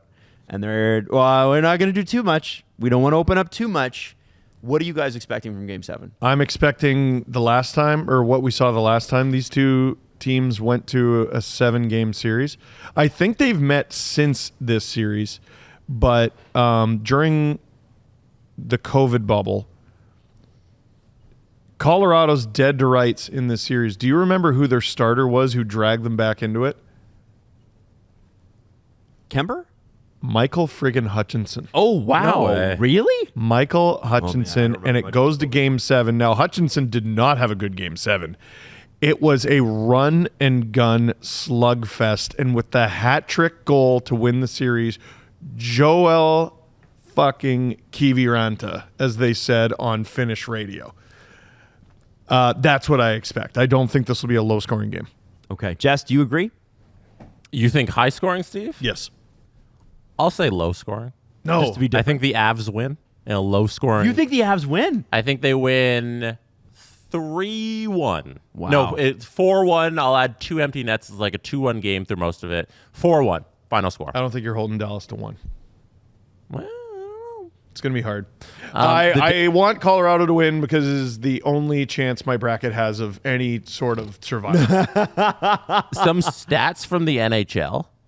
The Dallas Stars are competing in a Game 7 for the 4th consecutive year, a franchise first, and the longest streak since the Ducks went 5 straight years competing in Game 7s from 13 to 17, 2013 to 2017. Those Ducks teams were so fun. The Avalanche is set to compete in its 17th Game 7 all time. Wow. Their record, 6-10. Not bad. Not great. Not that great. Colorado. I'd say bad. Colorado has not won a Game 7 since 2002. What? Their streak of 6 consecutive Game 7 defeats is tied with the Senators and the Toronto Maple Leafs, both of which are also active. Thank you for that. Well, I would imagine they would be active. It could have been like 19-2. Oh, Leafs, yeah, you know? fair enough. So the Leafs are still on that active streak. So is Nathan McKinnon and Cale Makar not clutch? You have to ask the question. You don't find that interesting? I think that's really interesting. that this team is on. and also Pete DeBoer is 8-0 in Game 7. And But Bednar has a losing record. That I find that a little skewed because Pete DeBoer is also the king of the bridesmaid. Like he was the coach of the Sharks, who went to all of those conference finals, never broke it through. Vegas Golden Knights during their early years, where they go to the finals, doesn't break through, and now the Dallas Stars, who are the king of conference finals and don't make Gallant, it through. I think was the coach. DeBoer DeBoer doesn't have a cup. Stop that. And the New Jersey Devils go to the Stanley Cup final, loses in the finals. Adam and I are furious. Yeah, no, I'm pretty sure. We're all. Okay, I'm pretty sure I have this right. So lost in the finals with the Sharks, lost in the round 1 with the Sharks, lost in round 2 with the Sharks, lost in round 3 with the Sharks. Yeah, what? Then fired, Tell me what I got wrong. and then He doesn't. He hasn't won a He championship. takes over for Gerard Gallant mid-season, and literally it was the same season he got fired by the Sharks. Loses in round 3. Yeah. Loses in round 3. Conference final king. Then they miss the playoffs. He gets booted. Cassidy in. Goes to Dallas. Lost in what round do they do? 3. Lost in round 3. I don't. What did I get wrong? Did he even win in junior? That's funny. Won the championship twice with the Rangers in 02-03 and 07-08. Oh, okay. Kitchener Rangers. That's right. The dude loves coming in second. Nazem Kadri and Nick Spalling on one of those teams. So, like, Wow. you're good at winning game sevens, but you got to get over the hump eventually. Yeah. You know? So, I don't know. I think this is going to be a fantastic game. Like Me either way. screaming into the mirror. He coached Toronto great David Clarkson and Mike Richards for the Kitchener Rangers in 2002-2003. Just thought I'd let you know. Wow. Anyways, that streak that the Avs have of not winning game sevens, I think is pretty interesting. But Yeah. I guess it speaks to them closing out series a little earlier than reaching game sevens. But They haven't needed it. yeah, they haven't really. You needed remember it. Game 7 Colorado Edmonton from 2022? No, you don't, because the Avs swept them. I was gonna say I didn't really. Also, Pete DeBoer was the coach of the Devils when they went to the finals with Kovalchuk and Clarkson. Yes. Wow. Mm-hmm. He has. I'll give him credit. He at least goes deep. It gives you the opportunity. You know. Just throwing that out there. You know. All right, so that'll be fun. Hey everyone, Jesse here. If you were like me, you struggled in the first round of the NHL playoffs picking your bracket. I had Tampa going to the finals, and now Tampa is eliminated. And if you're like me, you want a second chance at picking your bracket. And that's why SDPN and Spark is giving you just that, a second chance at your bracket. If you hit the link in the description, whether you're listening on audio or watching the video right now, you can click that link and you will head to your second chance bracket challenge. This is separate from the first bracket you made. Those points will still count, but we are giving you a second chance at making your bracket from the second round onward. So hit that link in the description and get a second chance at glory. Hey guys, Jack Adams Award nominees have been announced. I don't know if you've seen it, Jesse. I have. Okay, so I want you to guess. Who do you think it is? I don't Steve? think I have. Well, it was just announced during the I show. got the email from Spencer Carberry. Yes. Spencer, maybe Marty St. Louis. Yes. Oh, yeah. Can he go 3 for 3? Who won the President's Trophy? Winnipeg. It was Winnipeg. So, I'm going to go Scott Arniel. And you 3 for 3. Yeah! Well done, Steve Dangle. Well Bang, done. bang. Well done. Love that. Yeah, you know what? I think all three really well deserving. And I think the story in there is Marty St. Louis, because there were people openly asking in the fall, should this guy keep his job? Well, And good for him. they were on pace to be in the basement again after they probably should have taken a step forward. Yep. Well, then they took a step forward. And just like the Sens, they get in the playoffs. Did they win? No. But I think a lot of valuable experience there. I like that Arniel and Monty have been taking shots at each other in the series, too. That is going to be a fun game tonight. Oh, yeah. There's another Do you one think that they I think push that needs to to go 7? 7. You I think- hope so. It needs to go 7. Who's the biggest snub? That's a good question. Huh. Craig Berube. No, I'm kidding. Well, I mean, He did win the division. the Leafs did take a jump up with Craig Berube. But that they were Could expected you to say be Travis Green? Look at the Sens. You can make the argument. Yeah. You can make the a good argument. one. And you know who also took a huge leap? No one's going to want to hear this. Sheldon Keefe with the Devils. Nah. They took a big leap. No, not really. They went from Not making nowhere the near the playoffs to they made it. Not like, I wouldn't say it was like Montreal or Ottawa's leap. No. The Travis Green one is interesting because like they finished ahead of the Canadians. Yep. So Yep. like technically Oh, yeah, they did. his team did better than St. Louis. To be fair, everybody But- expected Ottawa to be a bit better than the Yeah. Yeah, the argument is like, no. We thought you were going to like suck. That's why Berube can't win it. The Leafs are a good team, and he just made them good. Yeah, and Carberry has dragged the Washington Capitals out of the ashes and turned them got them into the playoffs this year or last year, and then like dominated this year. Another guy I would say could be on the snubbed award list is a guy that's operated with a crazy cap crunch and still managed to get the team into the playoffs 2 out of 3 years. I know Dean Evison got one of those, but John Hines. I thought John Hines did a great job with Minnesota and managed. You could even argue some pretty- Dean Evison in Columbus. Yeah, 100%. I just think John Hines managed his best 3 players being out. Eriksson Ek, Kaprizov, and Spurgeon were out for significant chunks of this year. Really difficult. And they gave Vegas a good run for their money. And watch out for the Wild because they're going to have a lot of money to spend. We'll get a Kaprizov extension, I'm sure, July 1st. But, I do think that was actually pretty impressive. I know they've lost 8 consecutive first rounds, and I'm sure they're not thrilled about that. Yeah. But they also had one hand tied behind their back. You've been spewing a lot of Hayden propaganda on this show. And perhaps Vegas was able to handle them, I think, pretty handedly by the end of it. I have liked the Wild for years. Do you remember 2 years ago for their playoff hype video, they used a soundbite of me on the show? Yes. Saying I really like the system. Yeah. Dude, I do think there's something there. Yeah, because Hayden's in your ear on all the maybe streams. that's what it is. Hayden just loves puck. Like, he just loves hockey so much. He'll just, like, I don't know about you guys, but, like, he'll just text me at random. Like, here's a neat stat I found. Like, just because he's just scouring the Why internet. did you have to say it like that? He just loves puck. Dude knows puck, loves puck.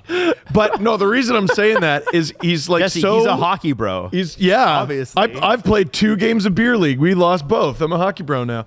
But now, mild-mannered Hayden, when his team is in the playoffs, is like, listen up, you fucking donkey. I heard what you said in the series preview, and I hope you die. And I'm like, okay, Hayden, man. Yeah, he was. Sorry about your shirt there. Yeah, but who ended up being right?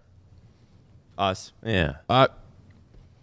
I think there was some right to go around, Hayden. Please don't hurt me. I think it was cool to see Jack Eichel and Mark Stone realize that the playoffs had started, and they show up, and they're really good in Game 6 there to close it out, and that was kind of the difference. And Aiden Hill had a good performance, too. When we were doing our Lightning segment, this wasn't out yet, but the Lightning did announce their injuries. Are you guys interested? Oh, yeah. Oh, sure. Yes. So Bjorkstrand suffered from something called compartment syndrome. I don't know what that is, but he required a house call at 2 a.m. and went to ER for surgery. What? I don't know what compartment syndrome is. I don't even know what part of the body that is. Okay, so let's have a look. Compartment syndrome happens when there's too much pressure around your muscles. The pressure restricts and reduces the flow of blood, fresh oxygen, and nutrients to your muscles and nerves. Compartment syndrome is extremely painful. A compartment is a medical term for a group of muscles, nerves, or blood vessels. So it's probably part of his body where this happened. Jesus. I've never heard of that. Wow. Okay. Anthony Cirelli had a grade 2 MCL sprain. Wow. Luke Glendening had a right shoulder AC joint separation. So that's going to probably require a lot of surgery or rehab. How do you play with this stuff? Yeah. Yanni Gord broke The MCLs, the lower body stuff is the stuff I don't understand. The shoulders, okay. I could see how you could still play through the pain, be limited. How do you skate with no knees? Yanni Gord, broken finger. Wow. Brandon Hagel, concussion, we knew. Yeah, obviously. I'm going to save Victor Hedman for last because I didn't even know he was hurt. Nikita Kucherov, left hand injury. That's all they said. That's his bottom hand. Nick Paul, left wrist tear. That sounds horrible. Eric Cernak, left knee contusion. So that's a bad bruise, like a deep Not tissue fun. bruise, brutal. Okay. Any guesses on Victor Hedman? Give me a guess. Can you give me a upper or lower? Lower. It's lower. Lower body. Broken foot. Broken foot. Hey, well done. Wow, you're on a broken foot, guys. If it's a defenseman, they didn't announce he was hurt, and it's lower body. He probably blocked a shot and broke his foot. Yeah. The foot you can stabilize because you put it in the boot, and the boot acts like a cast. Yep. I played on when I sprained my ankle. That's what my doctor right. told me. He's like, you could probably skate a little earlier because the boot you put on will act like a cast. But, how do you like- get in front of a shot? You're in the NHL and you have a broken foot and you're just out there. That's insane. Like your Cernak, like anyone who's had a really bad bruise, like I hate when I hurt my toes because I have a house full of tiny children and a dog, and it's usually Iggy. Oh my God, when he steps on an already injured toe, you just want to scream. Like just all the nerve endings down Do you there. stub your toe a lot? How do you not that You often? must step on toys around your I step on toys all the time. I Yeah. trip over toys all the time. It's just literally 2 young children, right? Yeah, but like one time, this is gruesome. I had some sort of charger, and I stepped on it with the prongs up. Oh, Jeez. and just so. How do you get in front of an NHL shot? Can you tell the story about is it a coffee table that was moved and then you didn't realize, or was it Isla's table or something and then it's in the living room, you didn't realize it was moved and then you walked right into it? No, it's her. This is one of the symptoms of ADHD. I've learned is like your spatial awareness is just trash. She has a high chair. The high chair. The legs stick out diagonally right, pointing to the top like a pyramid. I know it's there. It's been there for a year. I know it's there. I trip over it every single time I walk past. But I just want to say, every single time. beyond the spatial awareness thing, which I can relate to because I stub my toe all the time. Yeah. It's like I'm walking into the bathroom and somehow half of my foot is headed towards the threshold of the door. The other half is headed to the wood part that sticks out of the ground. Yeah. With those kids' high chairs, because they don't want them to tip, it's so weird because you're used to a table where the legs go straight down. Yep. But with those high chairs, they're kind of like almost like a pyramid. Yeah, because kids are insane and they try to get out. Oh, yeah, and they're like, they "How about try I to stand make up?" it so that it won't topple over. So every morning, Steve walks into it. Every morning, every afternoon, and every night. That's what I was trying Truman to remember. Show. Yeah, no, and not to mention the when Jesse and I had a race and I ran into the bench, dude, my shin still has a mark and it still hurts when I touch it. Have you gotten it checked out recently? No, No. I probably ought Just to. suck it up. Yeah. Suck it up. Suck it up, but like I'm not getting in front of an NHL shot. No. Crazy Rod Brindamore stat. I've got some news and notes sort of things that I want to end Sure, the show sure, with. sure. Okay, so Rod Brindamore is the first NHL coach in history to win at least one round in each of his first 7 seasons behind the bench. Wow. That's cool. Just making the playoffs 7 years in a row is obviously a huge accomplishment. Yes. Pat Burns won at least one round in each of his first 6 seasons, split over Montreal and Toronto. Wow. Nice. Other playoff round streaks, and this is according to Frank Saravalli, Montreal 10 years, Dick Irvin and Toe Blake. Montreal 10 years, 84 to 93. Get in front of the microphone. Lemaire, There you go. Perron, Burns, Demers. Philadelphia did it from 73 to 81 with Fred Shiro and Pat Quinn. And the New York Islanders under Al Arbor did it for 7 straight years. So that's pretty amazing for Rod Brindamore. And it's kind of nuts that every time he goes for a contract negotiation, Tom Dundon's like, I don't think so. How about you do it squeezes for him. free? There are a ton of head coaching vacancies, and there are rumors. The Lightning brass did say John Cooper will be back, but he's got another year left, and that's the rumored end of that contract. So we'll see. The Ducks, Bruins, Blackhawks, Rangers, Flyers, Pens, and Kraken currently have openings. Not anymore. One of them, the New York Rangers, you included in that Well, list. and that was what I'm coming to. Is that a contract officially signed? Yeah, no, they announced that this morning. Okay. That one's not on your list. Mike Sullivan. Yeah. Mike Sullivan is officially the coach of the New York Rangers, and it's apparently John Cooper to this point has been the highest paid coach in the NHL. Mike Sullivan will now eclipse him. We're talking in the neighborhood of probably over $6 million a season. So I was gonna ask earlier. Let's say John Cooper was a free agent today. Mm-hmm. He's not. So Mike Sullivan's the coach of Team USA. Yep. Very sought after coach, and he's making like what 6? You said. Probably 6.5. What would you pay to get John Cooper to coach your team? Don't think about the Leafs. Like think about Utah, right? What do you want? He's an unrestricted free agent. You're looking to make a splash. You're looking to create an identity around your team. Who's the best year in and year out coach in the league? John Cooper? Has to be him. Yes. If you have a rich owner, if you're Vegas and you don't like Bruce Cassidy anymore, which is not the case, why wouldn't you throw 10 mil at John Cooper? 10 cap-free dollars. Well, I think that's what they're realizing is that, hey, what edge can I get? And I can spend without consequence. Coaches. If you're a team that, like, imagine the change in fortune going from Greg Cronin to John Cooper if you're Anaheim. Oh my God. That would be worth the money. Greg Cronin to anyone. Yeah. That's the impression I keep getting from Anaheim. I do want to say that this is the Rangers' 5th coach in the last 12 years. Mm-hmm. They have 38 head coaches in their history. 5 of them have happened in the last 12. That means basically, on average, you're turfed every 2.5 years in New York. Yeah. They have like Jesse, a President's you said- Trophy and a conference You said final. Sullivan's in going to have there. a great season next year. Oh yeah, he's gonna have a great 2 years, and then we'll evaluate. But Chris Drury's been chasing Mike Sullivan for a while now. Everyone has. I don't know if a lot of people know this, but he coached the Rangers under John Tortorella. Sullivan was an assistant coach with the Rangers from 2009 to 2013, and the final 2 years there, the 12 and the 13 seasons, Chris Drury was the captain. Oh, wow. So Wow. they've been together on the same team. Wow. And then eventually Mike Sullivan leaves for Pittsburgh. And then the last time Mike Sullivan's contract was up for renewal in Pittsburgh, Chris Drury had fired, I think it was what might have been Gallant at that time. And he tried to see if Sullivan was going to become available, but then Sullivan signed a $5.5 million contract that he signed with Pittsburgh that was supposed to be running through like 2 years from now. So he's eclipsed that number at least. Yes. So we know it's somewhere in the 6-something area because he had to eclipse 5.5. But Chris Drury and Mike Sullivan, Mike Sullivan has been Chris Drury's white whale. And that's what he's been chasing. And it's interesting, Jess, because Mike Sullivan being a real Boston guy, right? Part of the reason that Fenway Sports didn't want to let him go is because he's such a Boston guy. I would have thought the Bruins would have tried to be all over that guy. And Maybe they did. Cam Neely, again, we haven't gone through some of these disastrous press conferences the way that I wish we could have because of how much has been going on in the playoffs. But Cam Neely stepped up and was like, who wouldn't want one of the greatest jobs and one of the greatest franchises in hockey? And I'm like, Cam, you looked at your roster lately? You don't have players, eh? Yeah. Or ones that are going to produce for you. And also, Marchand, Bergeron, those guys are all gone. It's all gone. You got 3 real good pieces, but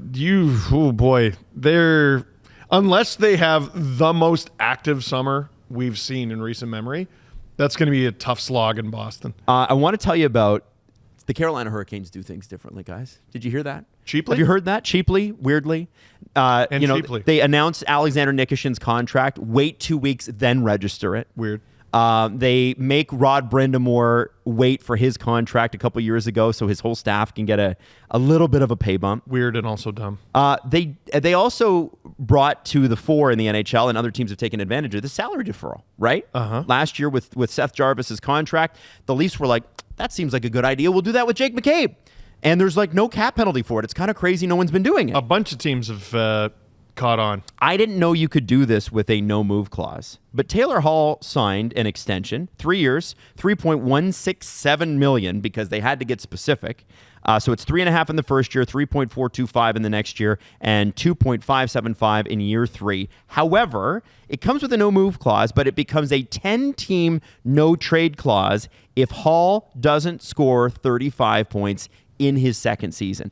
So in his second season, he's got to get plus 35 points. Otherwise, the next year, he has to submit a 10-team no-trade list, and then he can be traded to 22 other NHL teams, potentially more. Eric Tulsky, that's brilliant because it's, all right, I'm going to give you some term. I'm going to give you this money. I'm going to give you like $10 million. Which is great. But I've inserted this what if you're bad clause. Yeah. What if that's what it is. What if we're stuck with you clause? What if we're stuck? What, do you think that was Darren Ferris's idea? No. You think that was his agent? No, that's the team going, okay, we get to trade you if you suck. And they relented and they said, yep, okay.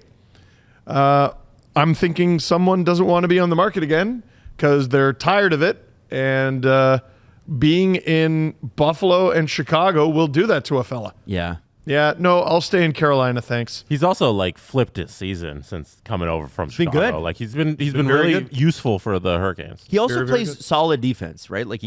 He's changed his game as he's gotten older. He's been in the league a long time. We've talked about this a bunch of times recently. He's one of those guys who has to reinvent himself. Yep. Right? You were a star. You're not a star anymore. How are you going to continue to contribute? Is Taylor Hall a Hall of Famer? No. Well, He's in the Hall of pretty good career. 739 career points. No. 909 games. No. Hart Trophy. Yep. He got That's one. good. No. No, not at all. Not even close. No. Nope. What if he gets 300 goals, 1,000 points? No. Fine. Worth the conversation. Yeah. But I would say no. Okay. I got Depends what he does with the rest of his career. Marc-Andre Fleury's last game dressed for the Wild and probably in the NHL was last night. Yes. Is Marc-Andre Fleury a first ballot Hall of Famer? Yes. Yeah. I think so too, right? Yeah. That's Yeah. why you make first ballots for guys like him. 3 Stanley Cups, 170 playoff games, and in those 170 playoff games that he appeared in, he started 166 of them. One of the winningest goalies of all time. Top 5, I think top 3. Yes. Yeah, no, that's first ballot. Okay. I'm going to say this, I think every year from now on. If Shea Weber is first ballot for some reason, really good career, you could argue he's in the Hall. First ballot? Get all the way out of my face. If he is first ballot, Marc-Andre Fleury, they need to invent a different ballot because he should be more than first. His Hall of Fame speech is going to be fun. Oh my gosh. I can't wait. It should just all be about Alan Walsh. I think we should all get invited because of Alan. You think so? Yes. Yeah, I think so too. I look forward to you and Alan interviewing Marc-Andre Fleury in the Hockey Hall of Fame next year. I don't think they allow I look interviews. forward. I don't think they allow interviews in the Hockey Hall of Fame. I look forward to you Doing it interviewing outside him on the street. in the pub next door. Yeah. In front of the weird statue. What is that statue of? It's a bunch of kids on a bench. That's the one. Yeah. I used to walk by it every day after school at Ryerson, and I would fist bump all the kids Oh, because I'm a loser. that's cool, man. I'm a huge dork. Real cool. Jesse, that's a new one, actually. I had not heard that story. Have you heard no, that story? that's a new Okay, one. anything else that you guys want to hit? Because we've gone deep, You. other than me. Who do you have winning tonight? Winnipeg or I St. think Louis? St. Louis wins tonight because it's going to be fun. Steve. I want Game 7, so I want the Blues to win, but I think the Jets get it done. They don't have Scheifele, though. Who do you have winning Saturday? Colorado. Heart says Colorado, head says Dallas. I'm saying Colorado because I chose Colorado. All right, there are your picks. Oh, The internet will hold you to them. I'm ready. everyone who was like, Steve, what are your picks? And I went, Colorado's going to the Cup. I'm going to get a lot of angry texts if they blow that game. First one will be from Drew. Yeah, it's on you. First of many. The Steve Dangle Podcast. Follow the guys on Twitter at Steve_Dangle, at Adam WYLDE, and at Jesse Blake. Connection complete.